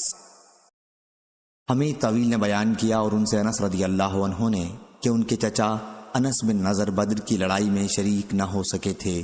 پھر انہوں نے کہا کہ میں نبی کریم صلی اللہ علیہ وسلم کے ساتھ پہلی ہی لڑائی میں غیر حاضر رہا۔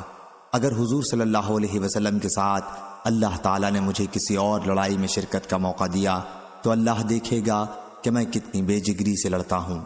پھر غزوہ احد کے موقع پر جب مسلمانوں کی جماعت میں افراتفری پیدا ہوئی تو انہوں نے کہا، اے اللہ، مسلمانوں نے آج جو کچھ کیا میں تیرے حضور میں اس کے لیے معذرت خواہ ہوں، اور مشرکین نے جو کچھ کیا میں تیرے حضور میں اس سے اپنی بیزاری ظاہر کرتا ہوں۔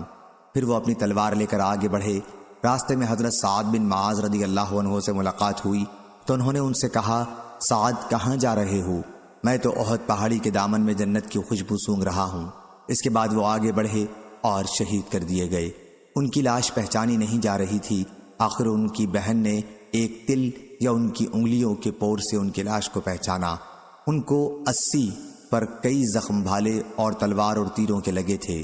صحیح بخاری حدیث نمبر 4048۔ موسیٰ بن اسماعیل نے بیان کیا، انہوں نے کہا ہم سے ابراہیم بن سعد نے بیان کیا، ان سے ابن شہاب نے بیان کیا، انہیں خارجہ بن زید بن ثابت نے خبر دی اور انہوں نے زید بن ثابت رضی اللہ عنہ سے سنا۔ وہ بیان کرتے تھے کہ جب ہم قرآن مجید کو لکھنے لگے تو مجھے سورہ احزاب کی ایک آیت لکھی ہوئی نہیں ملی۔ میں نے رسول اللہ صلی اللہ علیہ وسلم کو اس کی تلاوت کرتے بارہا سنا تھا۔ پھر جب ہم نے اس کی تلاش کی تو وہ آیت خزیمہ بن ثابت انصاری رضی اللہ عنہ کے پاس ہمیں ملی۔ آیت یہ تھی، من المؤمنین رجال صدقوا ما عاہد اللہ علیہ فمنہم من قضى نجبہ ومنہم من ينتظر۔ پھر ہم نے اس آیت کو اس کی صورت میں قرآن مجید میں ملا دیا۔ صحیح بخاری حدیث نمبر 4049۔ شعبہ نے بیان کیا، ان سے عدی بن ثابت نے میں نے عبداللہ بن یزید سے سنا، وہ زید بن ثابت رضی اللہ عنہ سے بیان کرتے تھے کہ انہوں نے بیان کیا، جب نبی کریم صلی اللہ علیہ وسلم غزوہ احد کے لیے نکلے تو کچھ لوگ جو آپ کے ساتھ تھے منافقین بہانہ بنا کر واپس لوٹ گئے۔ پھر صحابہ کی ان واپس ہونے والے منافقین کے بارے میں دو رائے ہو گئی تھیں۔ ایک جماعت تو کہتی تھی ہمیں پہلے ان سے جنگ کرنی چاہیے، اور دوسری جماعت کہتی تھی کہ ان سے ہمیں جنگ نہ کرنی چاہیے۔ اس پر آیت نازل ہوئی، پس تمہیں کیا ہو گیا ہے کہ منافقین کے بارے میں تمہاری دو جماعتیں ہو گئی ہیں، حالانکہ اللہ تعالیٰ نے ان کے بداعمال کی وجہ سے انہیں کفر کی طرف لوٹا دیا ہے۔ اور حضور اکرم صلی اللہ علیہ وسلم نے فرمایا کہ مدینہ طیبہ ہے، سرکشوں کو یہ اس طرح اپنے سے دور کر دیتا ہے جیسے آگ کی بھٹی چاندی کی میل کچیل کو دور کر دیتی ہے۔ صحیح بخاری حدیث نمبر 4050۔ محمد بن یوسف نے بیان کیا، کہا ہم سے ابن آئینہ نے بیان کیا، ان سے عمروں نے، ان سے جابر رضی اللہ عنہ نے بیان کیا کہ یہ آیت ہمارے بارے میں نازل ہوئی تھی، اذ ہمت طائفتان منکم ان تفشلا، سورہ آل عمران آیت نمبر 122، یعنی بنی حارثہ اور بنی سلمہ کے بارے میں میری یہ خواہش نہیں ہے کہ یہ آیت نازل نہ ہوتی، جبکہ اللہ آگے فرما رہا ہے کہ اور اللہ ان دونوں جماعتوں کا مددگار تھا۔ صحیح بخاری حدیث نمبر 4051۔ سفیان بن آئینہ نے بیان کیا، کہا ہم کو عمرو بن دینار نے خبر دی اور ان سے حضرت جابر بن عبداللہ انصاری رضی اللہ عنہ نے بیان کیا کہ رسول اللہ صلی اللہ علیہ وسلم نے مجھ سے دریافت فرمایا، جابر کیا نکاح کر لیا؟ میں نے عرض کیا جی ہاں۔ حضرت صلی اللہ علیہ وسلم نے فرمایا، کماری سے یا بیوہ سے؟ میں نے عرض کیا کہ بیوہ سے۔ حضور صلی اللہ علیہ وسلم نے فرمایا، کسی کماری لڑکی سے کیوں نہ کیا جو تمہارے ساتھ کھیلا کرتی؟ میں نے عرض کیا، یا رسول اللہ، میرے والد احد کی لڑائی میں شہید ہو گئے، 9 لڑکیاں چھوڑیں، پس میری 9 بہنیں موجود ہیں، اس لیے میں نے مناسب نہیں خیال کیا کہ انہی جیسی ناتجربہ کار لڑکی انہی کے پاس لا کر بٹھا دوں، بلکہ ایک ایسی عورت لاؤں جو ان کی دیکھ بھال کر سکے اور ان کی صفائی و ستھرائی کا خیال رکھے۔ حضور صلی اللہ علیہ وسلم نے فرمایا کہ تم نے اچھا کیا۔ صحیح بخاری حدیث نمبر 4052۔ احمد بن ابی شریح نے بیان کیا، کہا ہم کو عبید اللہ بن موسیٰ نے خبر دی، ان سے شیبان نے بیان کیا، ان سے فراس نے، ان سے شعبی نے بیان کیا کہ میں نے جابر بن عبداللہ رضی اللہ عنہ سے سنا کہ ان کے والد عبداللہ رضی اللہ عنہ احد کی لڑائی میں شہید ہو گئے تھے اور قرض چھوڑ گئے تھے، اور 6 لڑکیاں بھی۔ جب درختوں سے کھجور اتارے جانے کا وقت قریب آیا تو انہوں نے بیان کیا کہ میں نبی کریم صلی اللہ علیہ وسلم کی خدمت میں حاضر ہوا، جیسا کہ حضور صلی اللہ علیہ وسلم کے علم میں ہے، میرے والد صاحب احد کی لڑائی میں شہید ہو گئے اور قرض چھوڑ گئے ہیں۔ میں جانتا تھا کہ قرض خواہ آپ کو دیکھ لیں اور کچھ نرمی برتیں۔ حضور صلی اللہ علیہ وسلم نے فرمایا، جاؤ اور ہر قسم کی کھجور کا الگ الگ ڈھیر لگا لو۔ میں نے حکم کے مطابق عمل کیا اور پھر آپ کو بلانے گیا۔ جب قرض خواہوں نے آپ کو دیکھا تو جیسے اس وقت مجھ پر اور زیادہ بھڑک اٹھے، کیونکہ وہ یہودی تھے۔ حضور صلی اللہ علیہ وسلم نے جب ان کا یہ طرز عمل دیکھا تو آپ پہلے سب سے بڑے ڈھیر کے چاروں طرف 3 مرتبہ گھومے، اس کے بعد اس پر بیٹھ گئے اور فرمایا، اپنے قرض خواہوں کو بلا لاؤ۔ حضور صلی اللہ علیہ وسلم برابر انہیں ناپ کے دیتے رہے، یہاں تک کہ اللہ تعالیٰ نے میرے والد کی طرف سے ان کی ساری امانت ادا کر دی۔ میں اس پر خوش تھا کہ اللہ تعالیٰ میرے والد کی امانت ادا کرا دے اور میں اپنی بہنوں کے لیے ایک کھجور بھی نہ لے جاؤں، لیکن اللہ تعالیٰ نے تمام دوسرے ڈھیر بچا دیے، بلکہ اس ڈھیر کو بھی جب میں نے دیکھا جس پر حضور صلی اللہ علیہ وسلم بیٹھے ہوئے تھے کہ جیسے اس میں سے ایک کھجور کا دانہ بھی کم نہیں ہوا۔ صحیح بخاری حدیث نمبر 4053۔ ابراہیم بن سعد نے بیان کیا ان سے ان کے باپ نے ان کے دادا سے کہ سعد بن ابی وقاص رضی اللہ عنہ نے بیان کیا، غزوہ احد کے موقع پر میں نے رسول اللہ صلی اللہ علیہ وسلم کو دیکھا اور آپ کے ساتھ 2 اور اصحاب یعنی جبرائیل اور میکائیل انسانی صورت میں آئے ہوئے تھے۔ وہ آپ کو اپنی حفاظت میں لے کر کفار سے بڑی سختی سے لڑ رہے تھے۔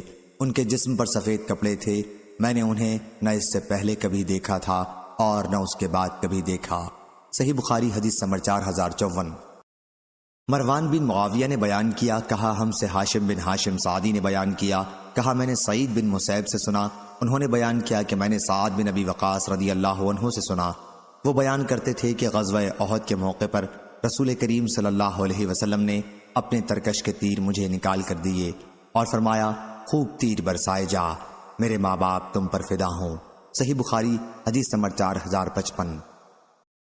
یحییٰ نے بیان کیا، ان سے یحییٰ بن سعید نے بیان کیا، انہوں نے کہا میں نے سعید بن مسیب سے سنا، انہوں نے بیان کیا کہ میں نے سعد بن ابی وقاص رضی اللہ عنہ سے سنا۔ وہ بیان کرتے تھے کہ غزوہ احد کے موقع پر رسول اللہ صلی اللہ علیہ وسلم نے میری ہمت افزائی کے لیے اپنے والد اور والدہ دونوں کو جمع فرمایا کہ میرے ماں باپ تم پر فدا ہوں۔ صحیح بخاری حدیث نمبر 4056۔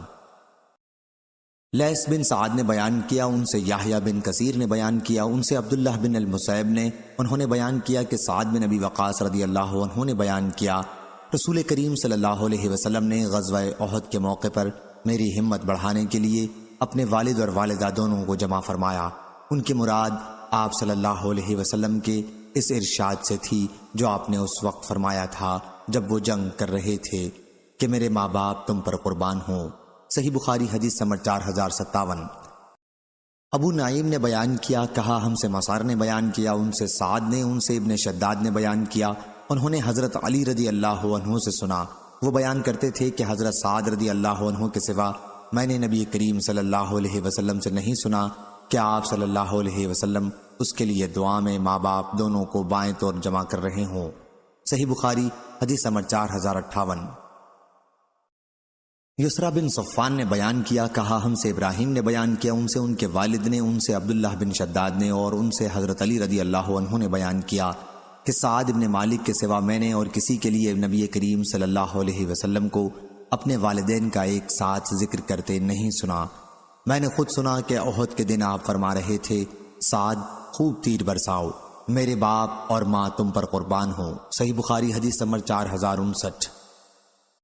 موسیٰ بن اسماعیل نے بیان کیا، ان سے معتمر نے، ان سے ان کے والد نے بیان کیا کہ ابو عثمان بیان کرتے تھے کہ ان غزوات میں سے جن میں نبی کریم صلی اللہ علیہ وسلم نے کفار سے قتال کیا، بعض غزوہ احد میں ایک موقع پر آپ کے ساتھ طلحہ اور سعد کے سوا اور کوئی باقی نہیں رہ گیا تھا۔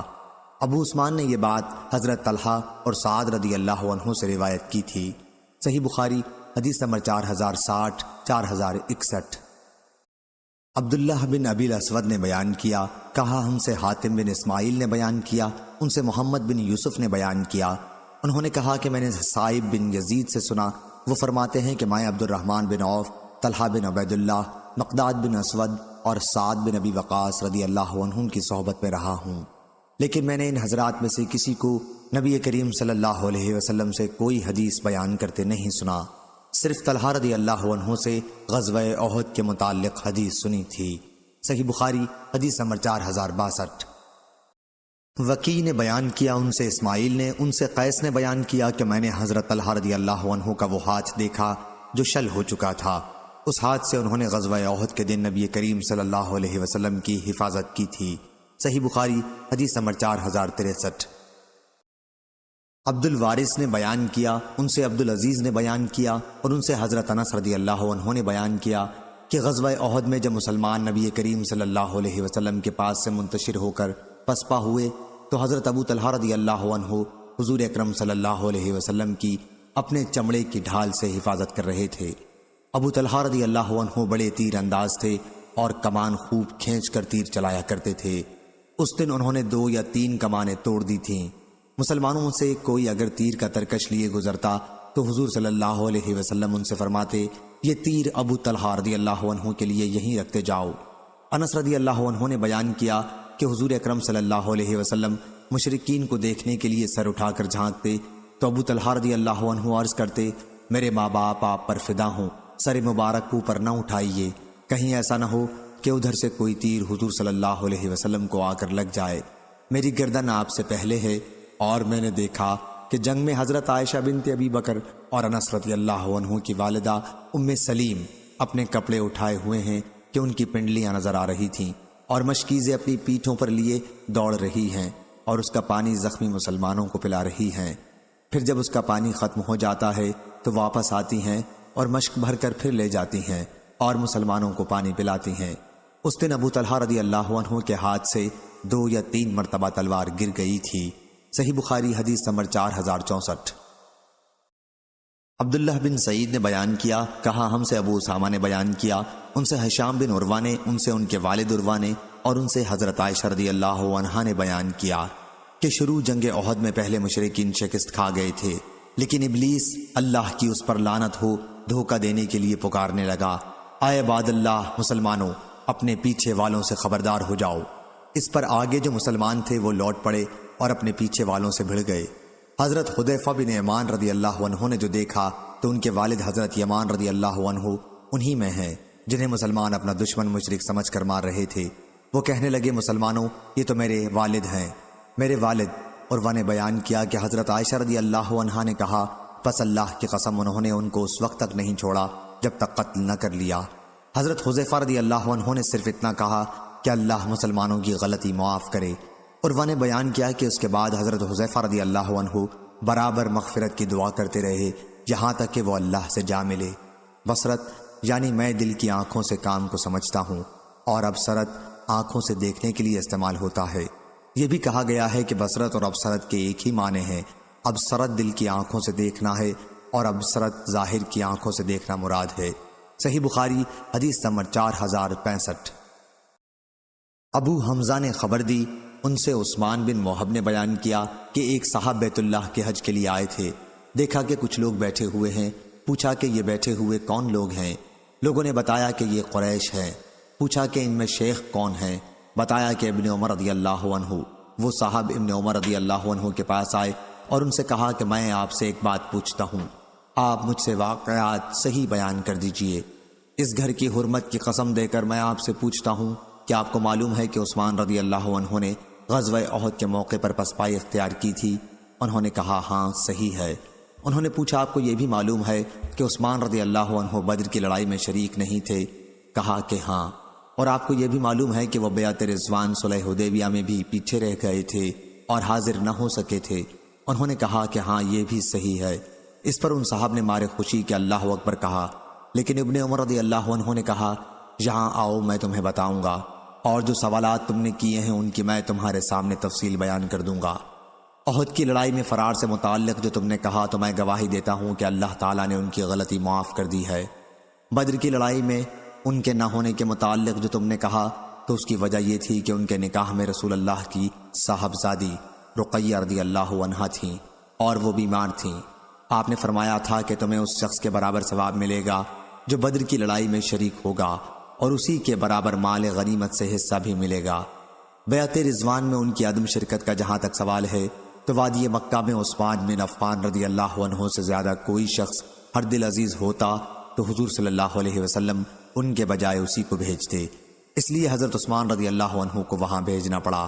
اور بیعت رضوان اس وقت ہوئی جب وہ مکے میں تھے بیعت لیتے ہوئے۔ حضرت صلی اللہ علیہ وسلم نے اپنے داہنے ہاتھ کو اٹھا کر فرمایا یہ عثمان رضی اللہ عنہ کا ہاتھ ہے، اور اسے اپنے بائیں ہاتھ پر مار کر فرمایا کہ یہ بیعت عثمان رضی اللہ عنہ کی طرف سے ہے، اب جا سکتے ہو، البتہ میری باتوں کو یاد رکھنا۔ صحیح بخاری حدیث نمبر 4066۔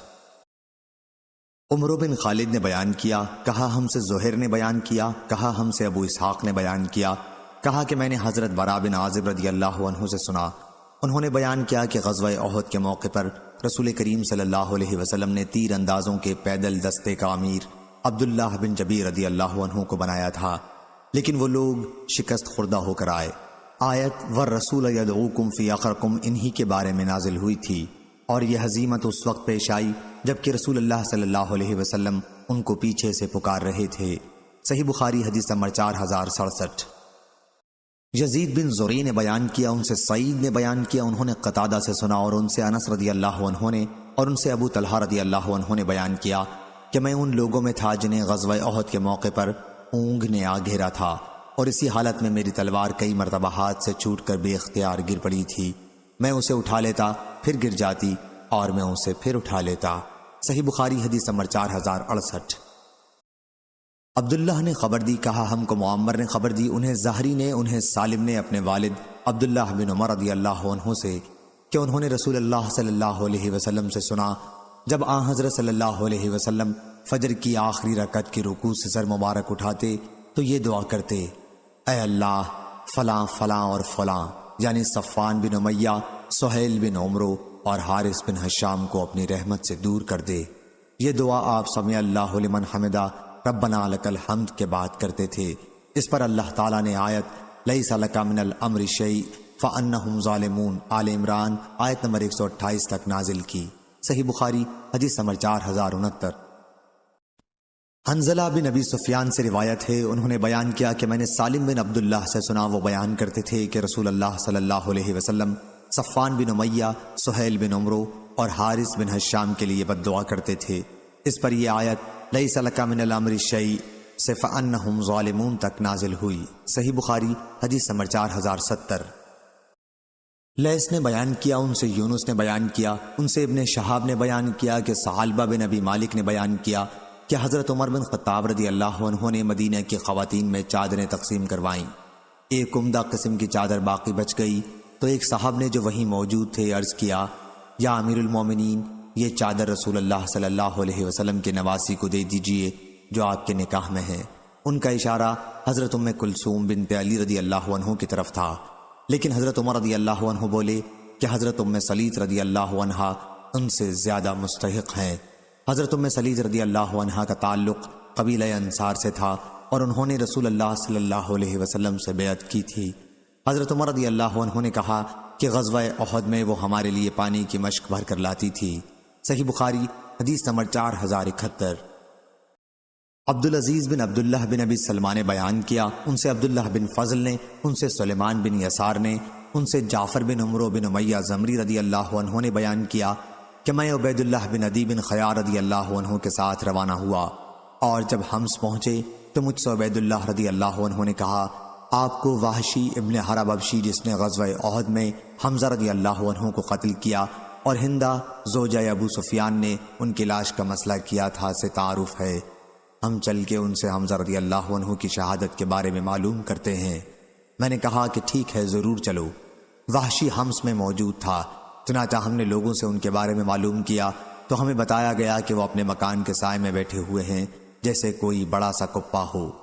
انہوں نے بیان کیا کہ پھر ہم ان کے پاس آئے اور تھوڑی دیر ان کے پاس کھڑے رہے، پھر سلام کیا تو انہوں نے سلام کا جواب دیا۔ بیان کیا کہ عبید اللہ نے اپنے امامہ کو جسم پر اس طرح لپیٹ رکھا تھا کہ وحشی صرف ان کی آنکھیں اور پاؤں دیکھ سکتے تھے۔ عبید اللہ نے پوچھا، اے وحشی کیا تم نے مجھے پہچانا؟ راوی نے بیان کیا کہ پھر اس نے عبید اللہ کو دیکھا اور کہا کہ نہیں، خدا کی قسم، البتہ میں اتنا جانتا ہوں کہ عدی بن خیار نے ایک عورت سے نکاح کیا تھا، اسے ام قتال بنت ابی العیس کہا جاتا تھا۔ پھر مکے میں اس کے یہاں ایک بچہ پیدا ہوا اور میں اس کے لیے کسی اناج کی تلاش کے لیے گیا تھا، پھر میں اس بچے کو اس کی رضائی ماں کے پاس لے گیا اور اس کی والدہ بھی ساتھ تھی، غالباً میں نے تمہارے پاؤں دیکھے تھے۔ بیان کیا کہ اس پر عبید اللہ بن عدی رضی اللہ عنہ نے اپنے چہرے سے کپڑا ہٹا لیا اور کہا ہمیں تم حمزہ رضی اللہ عنہ کی شہادت کے واقعات بتا سکتے ہو؟ انہوں نے کہا کہ ہاں۔ بات یہ ہوئی کہ بدر کی لڑائی میں حضرت حمزہ رضی اللہ عنہ نے طعیمہ بن عدی بن خیار کو قتل کیا تھا۔ میرے آقا جبیر بن مطعم نے مجھ سے کہا کہ اگر تم نے حمزہ رضی اللہ عنہ کو میرے چچا طعیمہ کے بدلے میں قتل کر دیا تو تم آزاد ہو جاؤ گے۔ انہوں نے بتایا کہ پھر جب قریش عینین کی جنگ کے لیے نکلے، عینین احد کی ایک پہاڑی ہے اور اس کے اور احد کے درمیان ایک وادی حائل ہے، تو میں بھی ان کے ساتھ جنگ کے ارادے سے ہو لیا۔ جب دونوں فوجیں آمنے سامنے لڑنے کے لیے صف آرا ہوئیں تو قریش کی صف میں سے صبا بن عبد العزا نکلا اور اس نے آواز دی ہے کوئی لڑنے والا۔ بیان کیا کہ اس کی اس دعوت مبارزت پر امیر حمزہ بن عبد المطلب رضی اللہ عنہ نکل کر آئے اور فرمایا اے صبا، اے ام انمار کے بیٹے جو عورتوں کے ختنے کیا کرتی تھی، تو اللہ اور اس کے رسول سے لڑنے آیا ہے۔ بیان کیا کہ پھر حمزہ رضی اللہ عنہ نے اس پر حملہ کیا اور اسے قتل کر دیا۔ اب وہ واقعہ گزرے ہوئے دن کی طرح ہو چکا تھا۔ وحشی نے بیان کیا کہ ادھر میں ایک چٹان کے نیچے حمزہ رضی اللہ عنہ کی طاق میں تھا، اور جو ہی وہ مجھ سے قریب ہوئے میں نے ان پر اپنا چھوٹا نیزہ پھینک کر مارا۔ نیزہ ان کی ناف کے نیچے جا کر لگا اور ان کی سیرین کے پار ہو گیا۔ بیان کیا کہ یہی ان کی شہادت کا سبب بنا۔ پھر قریش واپس ہوئے تو میں بھی ان کے ساتھ واپس آ گیا اور مکے میں مقیم رہا، لیکن جب مکہ بھی اسلامی سلطنت کے تحت آ گیا تو میں طائف چلا گیا۔ طائف والوں نے رسول اللہ صلی اللہ علیہ وسلم کی خدمت میں ایک قاصد بھیجا تو مجھ سے وہاں کے لوگوں نے کہا کہ انبیاء کسی پر زیادتی نہیں کرتے، اس لیے تم مسلمان ہو جاؤ، اسلام قبول کرنے کے بعد تمہاری پچھلی تمام غلطیاں معاف ہو جائیں گی۔ چنانچہ میں بھی ان کے ساتھ روانہ ہوا۔ جب آن حضرت صلی اللہ علیہ وسلم کی خدمت میں پہنچا اور آپ نے مجھے دیکھا تو دریافت فرمایا کیا تمہارا ہی نام وحشی ہے؟ میں نے عرض کیا کہ جی ہاں۔ حضور صلی اللہ علیہ وسلم نے فرمایا کیا تم ہی نے حمزہ رضی اللہ عنہ کو قتل کیا تھا؟ میں نے عرض کیا جو آن حضرت صلی اللہ علیہ وسلم کو اس معاملے میں معلوم ہے وہی صحیح ہے۔ حضور نے اس پر فرمایا کیا تم ایسا کر سکتے ہو کہ اپنی صورت مجھے کبھی نہ دکھاؤ؟ انہوں نے بیان کیا کہ پھر میں وہاں سے نکل گیا۔ پھر حضور صلی اللہ علیہ وسلم کی جب وفات ہوئی تو مسلمہ کذاب نے خروج کیا۔ اب میں نے سوچا کہ مجھے مسلمہ کذاب کے خلاف جنگ میں ضرور شرکت کرنی چاہیے، ممکن ہے میں اسے قتل کر دوں اور اس طرح حمزہ رضی اللہ عنہ کے قتل کا کچھ بدل ہو سکے۔ انہوں نے بیان کیا کہ پھر میں بھی اس کے خلاف جنگ کے لیے مسلمانوں کے ساتھ نکلا۔ اس سے جنگ کے واقعات سب کو معلوم ہیں۔ بیان کیا کہ میدان جنگ میں میں نے دیکھا کہ ایک شخص مسلمہ ایک دیوار کی دراز سے لگا کھڑا ہے، جیسے گندمی رنگت کا کوئی اونٹ ہو، سر کے بال پریشان تھے۔ بیان کیا کہ میں نے اس پر بھی اپنا چھوٹا نیزہ پھینک کر مارا، نیزہ اس کے سینے پر لگا اور شانوں کو پار کر گیا۔ بیان کیا کہ اتنے میں ایک صحابی انصاری جھپٹے اور تلوار سے اس کی کھوپڑی پر مارا۔ عبدالعزیز بن عبداللہ نے بیان کیا، ان سے عبداللہ بن فضل نے بیان کیا کہ پھر مجھے سلیمان بن یسار نے خبر دی اور انہوں نے عبداللہ بن عمر رضی اللہ عنہ سے سنا۔ وہ بیان کر رہے تھے کہ مسلمہ کے قتل کے بعد ایک لڑکی نے چھت پر کھڑی ہو کر اعلان کیا کہ امیر المومنین کو ایک کالے غلام یعنی حضرت وحشی نے قتل کر دیا۔ صحیح بخاری حدیث نمبر 4072۔ عبد الرزاق نے بیان کیا، ان سے معمر نے، ان سے حمام نے اور انہوں نے ابو ہریرہ رضی اللہ عنہ سے سنا۔ انہوں نے بیان کیا کہ رسول اللہ صلی اللہ علیہ وسلم نے فرمایا اللہ تعالیٰ کا غضب اس قوم پر انتہائی سخت ہوا جس نے اس کے نبی کے ساتھ یہ کیا۔ آپ کا اشارہ آگے کے دندان مبارک کے ٹوٹ جانے کی طرف تھا۔ اللہ تعالیٰ کا غضب اس شخص ابی بن خلف پر انتہائی سخت ہوا جسے اس کے نبی صلی اللہ علیہ وسلم نے اللہ کے راستے میں قتل کیا۔ صحیح بخاری حدیث نمبر 4073۔ یحییٰ بن سعید اموی نے بیان کیا، کہا ہم سے ابن جریج نے بیان کیا، ان سے عمرو بن دینار نے بیان کیا، ان سے اکرمہ نے اور ان سے حضرت عبداللہ بن عباس رضی اللہ عنہ نے بیان کیا کہ اللہ تعالیٰ کا اس شخص پر انتہائی غضب نازل ہوا جسے اللہ کے نبی صلی اللہ علیہ وسلم نے قتل کیا تھا۔ اللہ تعالیٰ کا انتہائی غضب اس قوم پر نازل ہوا جنہوں نے اللہ کے نبی صلی اللہ علیہ وسلم کے چہرہ مبارک کو غزوہ احد کے موقع پر خون آلود کر دیا تھا۔ صحیح بخاری حدیث نمبر 4074۔ قتیبہ بن سعید نے بیان کیا، کہا ہم سے یعقوب نے بیان کیا، ان سے ابو حازم نے اور انہوں نے سہل بن سعد رضی اللہ عنہ سے سنا، ان سے نبی کریم صلی اللہ علیہ وسلم کے غزوہ احد کے موقع پر ہونے والے زخموں کے متعلق پوچھا گیا تو انہوں نے بیان کیا کہ اللہ کی قسم مجھے اچھی طرح یاد ہے کہ رسول اللہ صلی اللہ علیہ وسلم کے زخموں کو کس نے دھویا تھا اور کون ان پر پانی ڈال رہا تھا اور کس دوا سے آپ کا علاج کیا گیا۔ انہوں نے بیان کیا کہ حضرت فاطمہ رضی اللہ عنہا رسول اللہ صلی اللہ علیہ وسلم کی صاحبزادی خون کو دھو رہی تھیں۔ حضرت علی رضی اللہ عنہ ڈھال سے پانی ڈال رہے تھے۔ جب حضرت فاطمہ رضی اللہ عنہا نے دیکھا کہ پانی ڈالنے سے خون اور زیادہ نکلا آ رہا ہے تو انہوں نے چٹائی کا ایک ٹکڑا لے کر جلایا اور پھر اسے زخم پر چپکا دیا، جس سے خون کا آنا بند ہو گیا۔ اسی دن حضرت صلی اللہ علیہ وسلم کے آگے کے دندان مبارک شہید ہوئے تھے۔ حضور صلی اللہ علیہ وسلم کا چہرہ مبارک بھی زخمی ہو گیا تھا اور خود سر مبارک پر ٹوٹ گئی تھی۔ صحیح بخاری حدیث نمبر 4075۔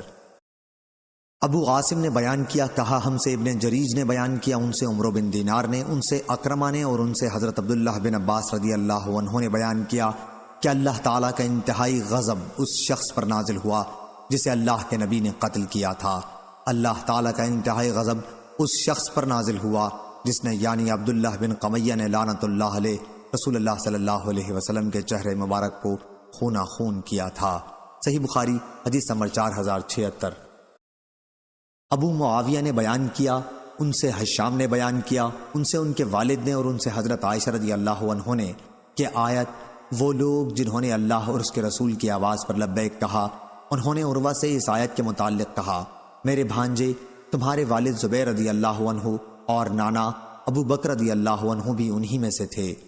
احد کی لڑائی میں رسول اللہ صلی اللہ علیہ وسلم کو جو کچھ تکلیف پہنچنی تھی، جب وہ پہنچی اور مشرکین واپس جانے لگے تو حضرت صلی اللہ علیہ وسلم کو اس کا خطرہ ہوا کہیں وہ پھر لوٹ کر حملہ نہ کریں، اس لیے آپ نے فرمایا کہ ان کا پیچھا کرنے کون کون جائیں گے۔ اس وقت 70 صحابہ رضی اللہ عنہم تیار ہو گئے۔ راوی نے بیان کیا کہ حضرت ابو بکر رضی اللہ عنہ اور حضرت زبیر رضی اللہ عنہ بھی انہی میں سے تھے۔ صحیح بخاری حدیث نمبر 4077۔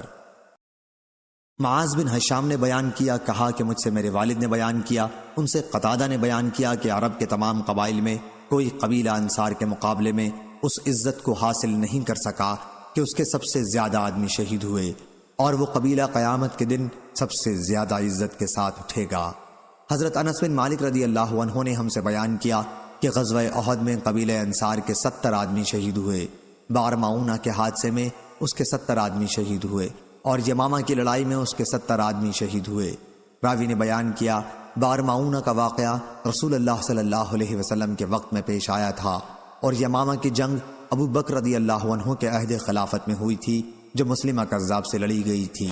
صحیح بخاری حدیث نمبر 4078۔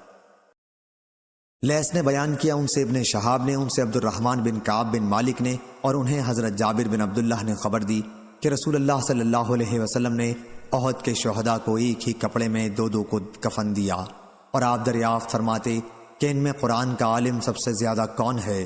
جب کسی ایک کی طرف اشارہ کر کے آپ کو بتایا جاتا تو لحد میں آپ انہی کو آگے فرماتے۔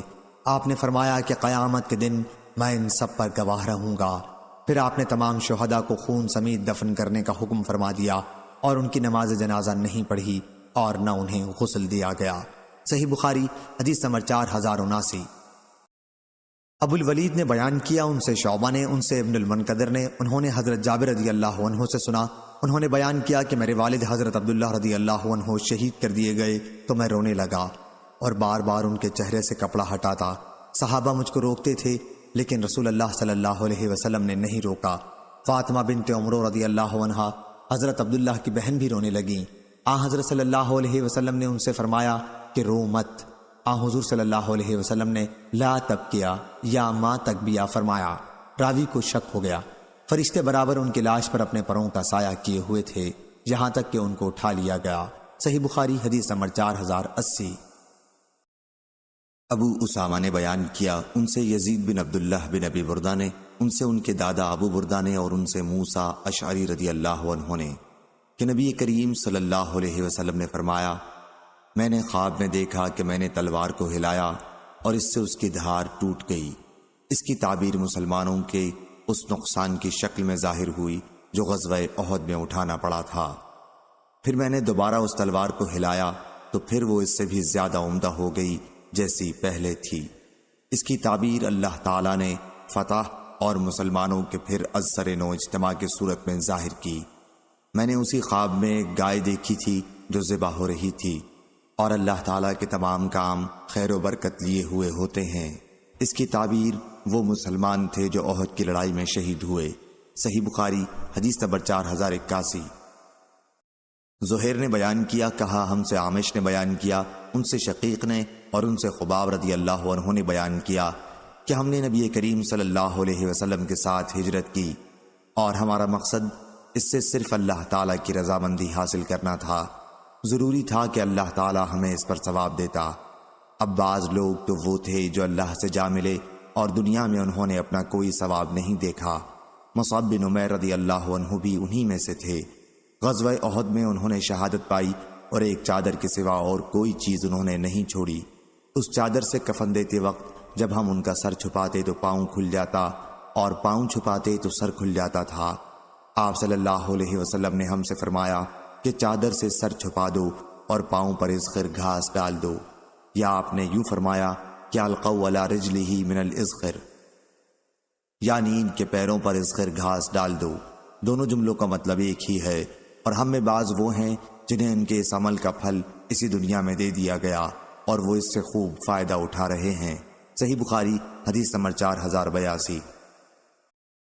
نصر بن علی نے بیان کیا، کہا کہ مجھے میرے والد نے خبر دی، انہیں قرہ بن خالد نے، انہیں قتادہ نے، اور انہوں نے حضرت انس رضی اللہ عنہ سے سنا کہ نبی کریم صلی اللہ علیہ وسلم نے فرمایا، احد پہاڑ ہم سے محبت رکھتا ہے اور ہم اس سے محبت رکھتے ہیں۔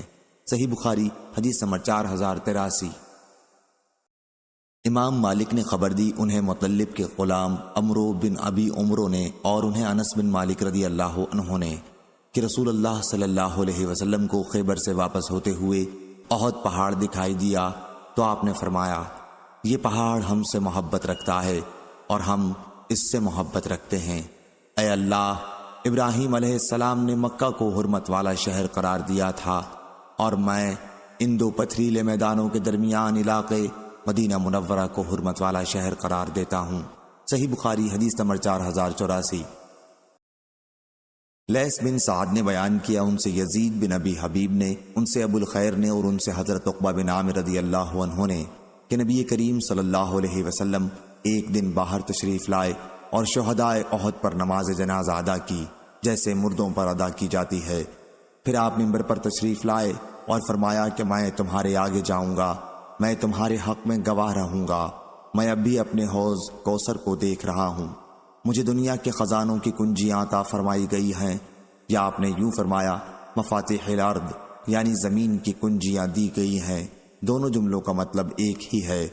خدا کی قسم، میں تمہارے بارے میں اس سے نہیں ڈرتا کہ تم میرے بعد شرک کرنے لگو گے، بلکہ مجھے اس کا ڈر ہے کہ تم دنیا کے لیے حرص کرنے لگو گے۔ صحیح بخاری حدیث نمبر 4085۔ حشام بن یوسف نے خبر دی، انہیں معمر بن راشد نے، انہیں زہری نے، انہیں عمرو بن ابی سفیان ثقفی نے، اور ان سے ابو ہریرہ رضی اللہ عنہ نے بیان کیا کہ نبی کریم صلی اللہ علیہ وسلم نے جاسوسی کے لیے ایک جماعت مکہ قریش کی خبر لانے کے لیے بھیجی، اور اس کا امیر عاصم بن ثابت رضی اللہ عنہ کو بنایا، جو عاصم بن عمر بن خطاب کے نانا ہے۔ یہ جماعت روانہ ہوئی، اور جب عصفان اور مکے کے درمیان پہنچی تو قبیلہ حزیل کے ایک قبیلے کو، جسے بنو لحیان کہا جاتا تھا، ان کا علم ہو گیا، اور قبیلے کے تقریباً 100 تیر اندازوں نے ان کا پیچھا کیا اور ان کے نشانات قدم کو تلاش کرتے ہوئے چلے۔ آخر ہر ایک ایسی جگہ پہنچنے میں کامیاب ہو گئے جہاں صحابہ کی اس جماعت نے پڑاؤ کیا تھا۔ وہاں ان کھجوروں کی گٹھلیاں ملی جو صحابہ مدینہ سے لائے تھے۔ قبیلہ والوں نے کہا کہ یہ تو یثرب کی کھجور کی گٹھلی ہے۔ اب انہوں نے پھر تلاش شروع کی اور صحابہ کو پا لیا۔ عاصم رضی اللہ عنہ اور ان کے ساتھیوں نے جب یہ صورتحال دیکھی تو صحابہ کی اس جماعت نے ایک ٹیلے پر چڑھ کر پناہ لی۔ قبیلے والوں نے وہاں پہنچ کر ٹیلے کو اپنے گھیرے میں لے لیا اور صحابہ سے کہا کہ ہم تمہیں یقین دلاتے ہیں اور عہد کرتے ہیں کہ اگر تم نے ہتھیار ڈال دیے تو ہم تم میں سے کسی کو بھی قتل نہیں کریں گے۔ اس پر عاصم رضی اللہ عنہ بولے، میں تو کسی کافر کی حفاظت و امن میں اپنے کو کسی صورت میں بھی نہیں دے سکتا۔ اے اللہ، ہمارے ساتھ پیش آنے والے حالات کی خبر اپنے نبی کو پہنچا دے۔ چنانچہ ان صحابہ نے ان سے قتال کیا اور عاصم اپنے 6 ساتھیوں کے ساتھ ان کے تیروں سے شہید ہو گئے۔ خبیب، زید، اور ایک اور صحابی ان کے حملوں سے ابھی محفوظ تھے۔ قبیلے والوں نے پھر حفاظت و امان کا یقین دلایا۔ یہ حضرات ان کی یقین دہانی پر اتر آئے۔ پھر قبیلے والوں نے انہیں پوری طرح اپنے قبضے میں لے لیا تو ان کی کمان کی تانت اتار کر ان صحابہ کو انہی سے باندھ دیا۔ تیسرے صحابی جو خبیب اور زید کے ساتھ تھے، انہوں نے کہا کہ یہ تمہاری پہلی غداری ہے۔ انہوں نے ان کے ساتھ جانے سے انکار کر دیا۔ پہلے تو قبیلے والوں نے انہیں گھسیٹا اور اپنے ساتھ لے جانے کے لیے زور لگاتے رہے، لیکن جب وہ کسی طرح تیار نہ ہوئے تو انہیں وہیں قتل کر دیا اور خبیب اور زید کو ساتھ لے کر روانہ ہوئے۔ پھر انہیں مکے میں لا کر بیچ دیا۔ خبیب رضی اللہ عنہ کو تو حارث بن عامر بن نوفل کے بیٹوں نے خرید لیا، کیونکہ خبیب رضی اللہ عنہ نے بدر کی جنگ میں حارث کو قتل کیا تھا۔ وہ ان کے یہاں کچھ دنوں تک قیدی کی حیثیت سے رہے۔ اس وقت ان سب کا خبیب رضی اللہ عنہ کے قتل پر اتفاق ہو چکا، تو اتفاق سے انہی دنوں حارث کی ایک لڑکی زینب سے انہوں نے موئے زیر ناف صاف کرنے کے لیے اس طرح مانگا، اور انہوں نے ان کو اس طرح دے دیا تھا۔ ان کا بیان تھا کہ میرا لڑکا میری غفلت میں خبیب رضی اللہ عنہ کے پاس چلا گیا۔ انہوں نے اسے اپنی ران پر بٹھا لیا۔ میں نے جو اسے اس حالت میں دیکھا تو بہت گھبرائی۔ انہوں نے میری گھبراہٹ کو جان لیا۔ اس طرح ان کے ہاتھ میں تھا۔ انہوں نے مجھ سے کہا، کیا تمہیں اس کا خطرہ ہے کہ میں اس بچے کو قتل کر دوں گا؟ انشاءاللہ میں ایسا ہرگز نہیں کر سکتا۔ ان کا بیان تھا کہ خبیب رضی اللہ عنہ سے بہتر قیدی میں نے کبھی نہیں دیکھا تھا۔ میں نے انہیں انگور کا خوشہ کھاتے ہوئے دیکھا، حالانکہ اس وقت مکے میں کسی طرح کا پھل موجود نہیں تھا، جبکہ وہ زنجیروں میں جکڑے ہوئے بھی تھے، تو وہ اللہ کی بھیجی ہوئی روزی تھی۔ پھر حارث کے بیٹے قتل کرنے کے لیے انہیں لے کر حرم کی حدود سے باہر گئے۔ خبیب رضی اللہ عنہ نے ان سے فرمایا، مجھے 2 رکعت نماز پڑھنے کی اجازت دو۔ انہوں نے اجازت دے دی، اور جب وہ نماز سے فارغ ہوئے تو ان سے فرمایا کہ اگر تم یہ خیال نہ کرنے لگتے کہ میں موت سے گھبرا گیا ہوں تو اور زیادہ نماز پڑھتا۔ خبیب رضی اللہ عنہ ہی پہلے وہ شخص ہیں جن سے قتل سے پہلے 2 رکعت نماز کا طریقہ چلا ہے۔ اس کے بعد انہوں نے ان کے لیے بد دعا کی، اے اللہ انہیں ایک ایک کر کے ہلاک کر دے، اور یہ اشعار پڑھے، جبکہ میں مسلمان ہونے کی حالت میں قتل کیا جا رہا ہوں تو مجھے اس کی کوئی پرواہ نہیں کہ کس پہلو پر اللہ کی راہ میں مجھے قتل کیا جائے گا۔ یہ سب کچھ اللہ کی راہ میں ہے، اور اگر وہ چاہے گا تو جسم کے ایک ایک کٹے ہوئے ٹکڑے میں برکت دے گا۔ پھر عقبہ بن حارث نے کھڑے ہو کر انہیں شہید کر دیا، اور قریش نے عاصم رضی اللہ عنہ کی لاش کے لیے آدمی بھیجے تاکہ ان کے جسم کا کوئی بھی حصہ لائیں جس سے انہیں پہچانا جا سکے۔ عاصم رضی اللہ عنہ نے قریش کے ایک بہت بڑے سردار کو بدر کی لڑائی میں قتل کیا تھا، لیکن اللہ تعالیٰ نے بھیڑوں کی ایک فوج کو بادل کی طرح ان کے اوپر بھیجا، اور ان بھیڑوں نے ان کی لاش کو قریش کے آدمیوں سے محفوظ رکھا، اور قریش کے بھیجے ہوئے یہ لوگ ان کے پاس نہ پھٹک سکے، کچھ نہ کر سکے۔ صحیح بخاری حدیث نمبر 4086۔ سفیان بن عینہ نے بیان کیا، ان سے عمرو بن دینار نے، انہوں نے جابر سے سنا کہ خبیب رضی اللہ عنہ کو ابو سروع عقبہ بن حارث نے قتل کیا تھا۔ صحیح بخاری حدیث نمبر 4087۔ ابو معمر نے بیان کیا، کہا ہم سے عبد الوارث بن سعید نے بیان کیا، کہا ہم سے عبد العزیز بن صہیب نے بیان کیا، ان سے انس بن مالک رضی اللہ عنہ نے بیان کیا کہ نبی کریم صلی اللہ علیہ وسلم نے 70 صحابہ کی ایک جماعت تبلیغ اسلام کے لیے بھیجی تھی۔ انہیں قاری کہا جاتا تھا۔ راستے میں بنو سلیم کے 2 قبیلے رعل اور زکوان نے ایک کنویں کے قریب ان کے ساتھ مزاحمت کی۔ یہ کنواں بارمعونہ کے نام سے مشہور تھا۔ صحابہ نے ان سے کہا کہ خدا کی قسم ہم تمہارے خلاف یہاں لڑنے نہیں آئے ہیں، بلکہ ہمیں تو رسول اللہ صلی اللہ علیہ وسلم کی طرف سے ایک ضرورت پر مامور کیا گیا ہے۔ لیکن کفار کے ان قبیلوں نے تمام صحابہ کو شہید کر دیا۔ اس واقعے کے بعد حضور صلی اللہ علیہ وسلم صبح کی نماز میں ان کے لیے 1 مہینے تک بد دعا کرتے رہے۔ اسی دن سے دعائے قنوت کی ابتدا ہوئی، ورنہ اس سے پہلے ہم دعائے قنوت نہیں پڑھا کرتے تھے۔ اور عبد العزیز بن صہیب نے بیان کیا کہ ایک صاحب عاصم احول نے انس رضی اللہ عنہ سے دعائے قنوت کے بارے میں پوچھا کہ یہ دعا رکوع کے بعد پڑھی جائے گی یا قرأت قرآن سے فارغ ہونے کے بعد، رکوع سے پہلے؟ انس رضی اللہ عنہ نے فرمایا کہ نہیں، بلکہ قرأت سے فارغ ہونے کے بعد، رکوع سے پہلے۔ صحیح بخاری حدیث نمبر 4088۔ قتادہ نے بیان کیا اور ان سے انس رضی اللہ عنہ نے بیان کیا کہ رسول اللہ صلی اللہ علیہ وسلم نے رکوع کے بعد 1 مہینے تک قنوت پڑھی، جس میں آپ عرب کے چند قبائل رعل و زکوان وغیرہ کے لیے بد دعا کرتے تھے۔ صحیح بخاری حدیث نمبر 4089۔ یزید بن زری نے بیان کیا، کہا ہم سے سعید بن ابی عروبہ نے بیان کیا، ان سے قتادہ نے اور ان سے حضرت انس بن مالک رضی اللہ عنہ نے بیان کیا کہ رعل، ذکوان، عصیہ اور بنو لحیان نے رسول اللہ صلی اللہ علیہ وسلم سے اپنے دشمنوں کے مقابل مدد چاہی۔ حضرت صلی اللہ علیہ وسلم نے 70 انصاری صحابہ کو ان کی کمک کے لیے روانہ کیا۔ ہم ان حضرات کو قاری کہا کرتے تھے۔ اپنی زندگی میں معاش کے لیے دن میں لکڑیاں جمع کرتے تھے اور رات میں نماز پڑھا کرتے تھے۔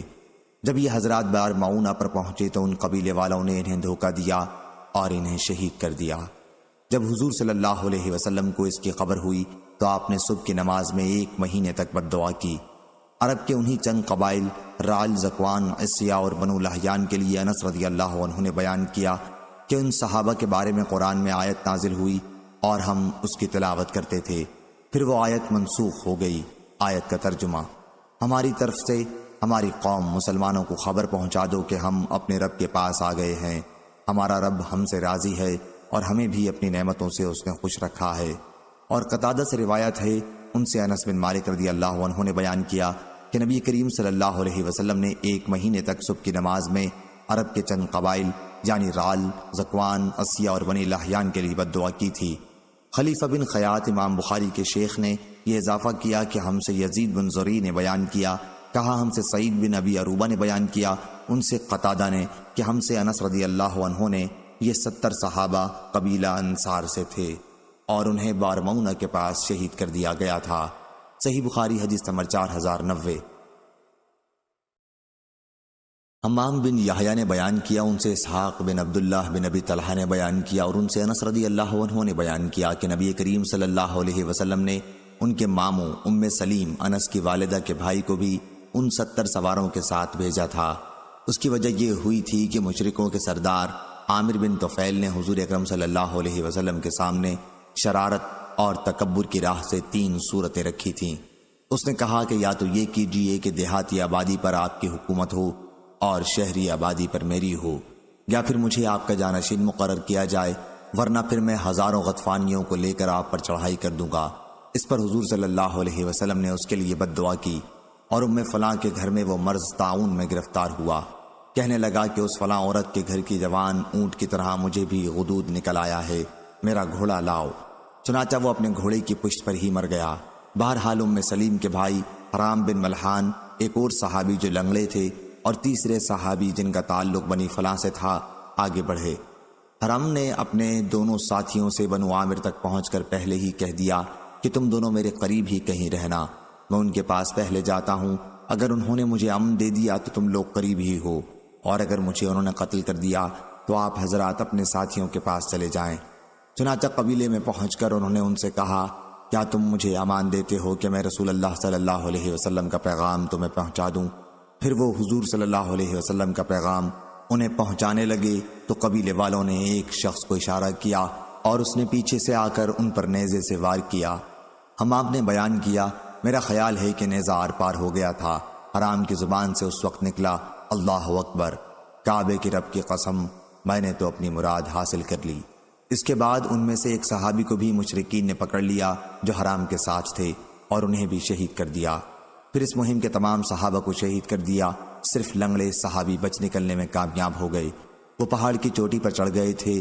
ان شہداء کی شان میں اللہ تعالیٰ نے آیت نازل فرمائی، بعد میں وہ آیت منسوخ ہو گئی تھی۔ آیت یہ تھی، انا قد لقینا ربنا فرضیانا وردانا۔ حضرت صلی اللہ علیہ وسلم نے ان قبائل رعل، ذکوان، بنو لحیان اور عصیہ کے لیے جنہوں نے اللہ اور اس کے رسول کی نافرمانی کی تھی 30 دن تک صبح کی نماز میں بد دعا کی۔ صحیح بخاری حدیث نمبر 4091۔ حبان نے بیان کیا، کہا ہم کو عبداللہ نے خبر دی، ان کو معمر نے خبر دی، انہوں نے کہا کہ مجھ سے سمامہ بن عبداللہ بن انس نے بیان کیا اور انہوں نے انس بن مالک رضی اللہ عنہ سے سنا۔ وہ بیان کرتے تھے کہ جب حرام بن ملحان کو جو ان کے ماموں تھے بارمعونہ کے موقع پر زخمی کیا گیا تو زخم پر سے خون کو ہاتھ میں لے کر انہوں نے یوں اپنا چہرہ اور سر پر لگا لیا اور کہا، کعبے کے رب کی قسم، میری مراد حاصل ہو گئی۔ صحیح بخاری حدیث نمبر 4092۔ ابو اسامہ نے بیان کیا، ان سے ہشام بن عروہ نے، ان سے ان کے والد نے اور ان سے عائشہ رضی اللہ عنہا نے بیان کیا کہ جب مکے میں مشرک لوگ ابو بکر صدیق رضی اللہ عنہ کو سخت تکلیف دینے لگے تو رسول اللہ صلی اللہ علیہ وسلم سے ابو بکر رضی اللہ عنہ نے بھی اجازت چاہی۔ حضور صلی اللہ علیہ وسلم نے فرمایا کہ ابھی یہیں ٹھہرے رہو۔ انہوں نے عرض کیا یا رسول اللہ صلی اللہ علیہ وسلم، کیا آپ بھی اللہ تعالیٰ سے اپنے لیے ہجرت کی اجازت کے امیدوار ہیں؟ حضور صلی اللہ علیہ وسلم نے فرمایا ہاں، مجھے اس کی امید ہے۔ عائشہ رضی اللہ عنہا کہتی ہیں کہ پھر حضرت ابو بکر رضی اللہ عنہ انتظار کرنے لگے۔ آخر حضور صلی اللہ علیہ وسلم ایک دن ظہر کے وقت ہمارے گھر تشریف لائے اور ابو بکر رضی اللہ عنہ کو پکارا اور فرمایا کہ تخلیہ کر لو۔ ابو بکر رضی اللہ عنہ نے کہا کہ صرف میری دونوں لڑکیاں یہاں موجود ہیں۔ حضور صلی اللہ علیہ وسلم نے فرمایا تم کو معلوم ہے مجھے بھی ہجرت کی اجازت دے دی گئی ہے۔ ابو بکر رضی اللہ عنہ نے عرض کیا یا رسول اللہ، کیا مجھے بھی ساتھ چلنے کی سعادت حاصل ہوگی؟ آپ نے فرمایا کہ ہاں، تم بھی میرے ساتھ چلو گے۔ ابو بکر رضی اللہ عنہ نے عرض کیا یا رسول اللہ، میرے پاس 2 اونٹنیاں ہیں اور میں نے انہیں ہجرت ہی کی نیت سے تیار کر رکھا ہے۔ چنانچہ انہوں نے ایک اونٹنی جس کا نام الجدعہ تھا حضور صلی اللہ علیہ وسلم کو دے دی۔ دونوں بزرگ سوار ہو کر روانہ ہوئے اور یہ غار سور پہاڑی کا تھا، اس میں جا کر دونوں پوشیدہ ہو گئے۔ عامر بن فہیرہ جو عبداللہ بن طفیل بن سنجرہ عائشہ رضی اللہ عنہا کے والدہ کی طرف سے بھائی تھے، ابو بکر رضی اللہ عنہ کی ایک دودھ دینے والی اونٹنی تھی، تو عامر بن فہیرہ صبح و شام عام مویشیوں کے ساتھ اسے چرانے لے جاتے اور رات کے آخری حصے میں حضور صلی اللہ علیہ وسلم اور ابو بکر رضی اللہ عنہ کے پاس آتے تھے۔ غار سور میں ان حضرات کی خوراک اسی کا دودھ تھی اور پھر اسے چرانے کے لیے لے کر روانہ ہو جاتے۔ اس طرح کوئی چرواہا اس پر آگاہ نہ ہو سکا۔ پھر جب حضور صلی اللہ علیہ وسلم اور ابو بکر رضی اللہ عنہ غار سے نکل کر روانہ ہوئے تو پیچھے عامر بن فہیرہ بھی پہنچے تھے۔ آخر دونوں حضرات مدینہ پہنچ گئے۔ بار معونہ کے حادثے میں عامر بن فہیرہ بھی شہید ہو گئے تھے۔ ابو اسامہ سے روایت ہے، ان سے ہشام بن عروہ نے بیان کیا، انہیں ان کے والد نے خبر دی۔ انہوں نے بیان کیا کہ جب بار معونہ کے حادثے میں قاری صحابہ شہید کیے گئے اور عمرو بن امیہ ضمیری قید کیے گئے تو عامر بن طفیل نے ان سے پوچھا کہ یہ کون ہے؟ انہوں نے ایک لاش کی طرف اشارہ کیا۔ عمرو بن امیہ رضی اللہ عنہ نے انہیں بتایا کہ یہ عامر بن فہیرہ رضی اللہ عنہ ہیں۔ اس پر عامر بن طفیل رضی اللہ عنہ نے کہا میں نے دیکھا کہ شہید ہو جانے کے بعد ان کی لاش آسمان کی طرف اٹھا لی گئی۔ میں نے اوپر نظر اٹھائی تو لاش آسمان و زمین کے درمیان لٹک رہی تھی، پھر وہ زمین پر رکھ دی گئی۔ ان شہداء کے متعلق نبی کریم صلی اللہ علیہ وسلم کو حضرت جبریل علیہ السلام نے باذن خدا بتا دیا تھا۔ چنانچہ حضرت صلی اللہ علیہ وسلم نے ان کی شہادت کی خبر صحابہ کو دی اور فرمایا کہ یہ تمہارے ساتھی شہید کر دیے گئے ہیں۔ اور شہادت کے بعد انہوں نے اپنے رب کے حضور میں عرض کی کہ اے ہمارے رب، ہمارے مسلمان بھائیوں کو اس کی اطلاع دے دے کہ ہم تیرے پاس پہنچ کر کس طرح خوش ہیں اور تو بھی ہم سے راضی ہے۔ چنانچہ اللہ تعالیٰ نے قرآن مجید کے ذریعے مسلمانوں کو اس کی اطلاع دے دی۔ اسی حادثے میں عروہ بن اسما بن سلط رضی اللہ عنہ بھی شہید ہوئے تھے۔ پھر زبیر کے بیٹے جب پیدا ہوئے تو ان کا نام عروہ انہی عروہ بن اسما کے نام پر رکھا گیا۔ منذر بن عمرو رضی اللہ عنہ بھی اس حادثے میں شہید ہوئے تھے اور زبیر رضی اللہ عنہ کے دوسرے صاحبزادے کا نام منذر انہی کے نام پر رکھا گیا تھا۔ صحیح بخاری حدیث نمبر 4093۔ عبداللہ بن مبارک نے خبر دی، کہا ہم کو سلیمان تیمی نے خبر دی، انہیں ابو مجلس لاحق بن حمید نے اور ان سے انس بن مالک رضی اللہ عنہ نے بیان کیا کہ رسول اللہ صلی اللہ علیہ وسلم نے 1 مہینے تک رکوع کے بعد دعائے قنوت پڑھی۔ اس دعائے قنوت میں آپ نے رعل اور زکوان نامی قبائل کے لیے بد دعا کی۔ آپ فرماتے تھے کہ قبیلہ عصیاں نے اللہ اور اس کے رسول کی نافرمانی کی۔ صحیح بخاری حدیث نمبر 4094۔ امام مالک نے بیان کیا، ان سے اسحاق بن عبداللہ بن ابی طلحہ نے اور ان سے حضرت انس بن مالک رضی اللہ عنہ نے بیان کیا کہ نبی کریم صلی اللہ علیہ وسلم نے ان لوگوں کے لیے جنہوں نے آپ کے معزز اصحاب قاریوں کو باربعونہ میں شہید کر دیا تھا 30 دن تک صبح کی نماز میں بد دعا کی تھی۔ آپ قبائل رعال بنو لحیان اور عصیہ کے لیے ان نمازوں میں بد دعا کرتے تھے جنہوں نے اللہ اور اس کے رسول صلی اللہ علیہ وسلم کی نافرمانی کی تھی۔ حضرت انس رضی اللہ عنہ نے بیان کیا کہ پھر اللہ تعالیٰ نے اپنے نبی صلی اللہ علیہ وسلم پر انہی اصحاب کے بارے میں جو بارمعونہ میں شہید کر دیے گئے تھے قرآن مجید کی آیت نازل کی۔ ہم اس آیت کی تلاوت کیا کرتے تھے لیکن بعد میں وہ آیت منسوخ ہو گئی۔ اس آیت کا ترجمہ یہ ہے، ہماری قوم کو خبر پہنچا دو کہ ہم اپنے رب سے عاملے ہیں، ہمارا رب ہم سے راضی ہے اور ہم بھی اس سے راضی ہیں۔ صحیح بخاری حدیث نمبر 4095۔ عبد الواحد بن زیاد نے بیان کیا، کہا ہم سے عاصم بن احول بن سلیمان نے بیان کیا، کہا کہ میں نے انس بن مالک رضی اللہ عنہ سے نماز میں قنوت کے بارے میں پوچھا کہ قنوت رکوع سے پہلے ہے یا رکوع کے بعد؟ انہوں نے کہا کہ رکوع سے پہلے۔ میں نے عرض کی کہ فلاں صاحب نے آپ ہی کا نام لے کر مجھے بتایا کہ قنوت رکوع کے بعد ہے۔ حضرت انس رضی اللہ عنہ نے کہا کہ انہوں نے غلط کہا، رسول اللہ صلی اللہ علیہ وسلم نے رکوع کے بعد صرف 1 مہینے تک قنوت پڑھی۔ آپ نے صحابہ رضی اللہ عنہم کی ایک جماعت کو جو قاریوں کے نام سے مشہور تھی اور جو 70 کی تعداد میں تھے، مشرکین کے بعض قبائل کے یہاں بھیجا تھا۔ مشرکین کے ان قبائل نے حضور اکرم صلی اللہ علیہ وسلم کو ان صحابہ کے بارے میں پہلے حفظ و امان کا یقین دلایا تھا، لیکن بعد میں یہ لوگ صحابہ رضی اللہ عنہ کی اس جماعت پر غالب آ گئے اور غداری کی اور انہیں شہید کر دیا۔ رسول کریم صلی اللہ علیہ وسلم نے اسی موقع پر رکوع کے بعد 1 مہینے تک قنوت پڑھی تھی اور اس میں ان مشرکین کے لیے بد دعا کی تھی۔ صحیح بخاری حدیث نمبر 4096۔ یحییٰ بن سعید قطان نے بیان کیا، ان سے عبید اللہ عمری نے کہا کہ مجھے نافع نے خبر دی اور انہیں ابن عمر رضی اللہ عنہ نے کہ نبی کریم صلی اللہ علیہ وسلم کے سامنے اپنے آپ کو انہوں نے غزوہ احد کے موقع پر پیش کیا تاکہ لڑنے والوں میں انہیں بھی بھرتی کر لیا جائے۔ اس وقت وہ 14 سال کے تھے، تو حضور صلی اللہ علیہ وسلم نے انہیں اجازت نہیں دی، لیکن غزوہ خندق کے موقع پر جب انہوں نے حضور صلی اللہ علیہ وسلم کے سامنے اپنے کو پیش کیا تو حضور صلی اللہ علیہ وسلم نے ان کو منظور فرما لیا۔ اس وقت وہ 15 سال کی عمر میں تھے۔ صحیح بخاری حدیث نمبر 4097۔ قتیبہ بن سعید نے بیان کیا، کہا ہم سے عبدالعزیز بن ابی حازم نے بیان کیا، ان سے ابو حازم نے اور ان سے سہل بن سعد رضی اللہ عنہ نے بیان کیا کہ ہم رسول اللہ صلی اللہ علیہ وسلم کے ساتھ خندق میں تھے۔ صحابہ رضی اللہ عنہم خندق کھود رہے تھے اور مٹی ہم اپنے کاندھوں پر اٹھا اٹھا کر ڈال رہے تھے۔ اس وقت حضور صلی اللہ علیہ وسلم نے دعا کی، اے اللہ، آخرت کی زندگی ہی بس آرام کی زندگی ہے، بس تو انصار اور مہاجرین کی مغفرت فرما۔ صحیح بخاری حدیث نمبر 4098۔ معاویہ بن عمرو نے بیان کیا، ان سے ابو اسحاق فزاری نے بیان کیا، ان سے حمید طویل نے، انہوں نے حضرت انس رضی اللہ عنہ سے سنا، وہ بیان کرتے تھے کہ رسول اللہ صلی اللہ علیہ وسلم خندق کی طرف تشریف لے گئے۔ آپ صلی اللہ علیہ وسلم نے ملاحظہ فرمایا کہ مہاجرین اور انصار سردی میں صبح سویرے ہی خندق کھود رہے ہیں، ان کے پاس غلام نہیں تھے کہ ان کے بجائے وہ اس کام کو انجام دیتے۔ جب حضور صلی اللہ علیہ وسلم نے ان کی اس مشقت اور بھوک کو دیکھا تو دعا کی، اے اللہ، زندگی تو بس آخرت ہی کی زندگی ہے، بس انصار اور مہاجرین کی مغفرت فرما۔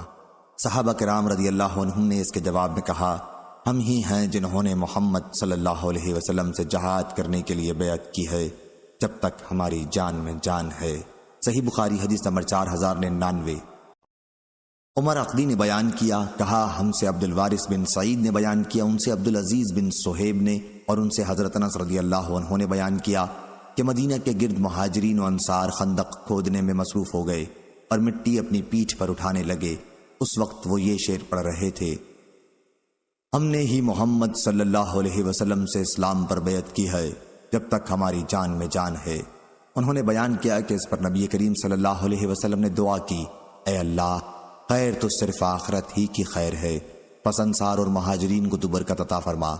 انس رضی اللہ عنہ نے بیان کیا کہ ایک مٹھی جو آتا اور ان صحابہ کے لیے ایسے روغن میں جس کا مزہ بھی بگڑ چکا ہوتا ملا کر پکایا جاتا، یہی کھانا ان صحابہ کے سامنے رکھ دیا جاتا۔ صحابہ بھوکے ہوتے، یہ ان کے حلق میں چپکتا اور اس میں بدبو ہوتی، گویا اس وقت ان کی خوراک کا بھی یہ حال تھا۔ صحیح بخاری حدیث نمبر 4100۔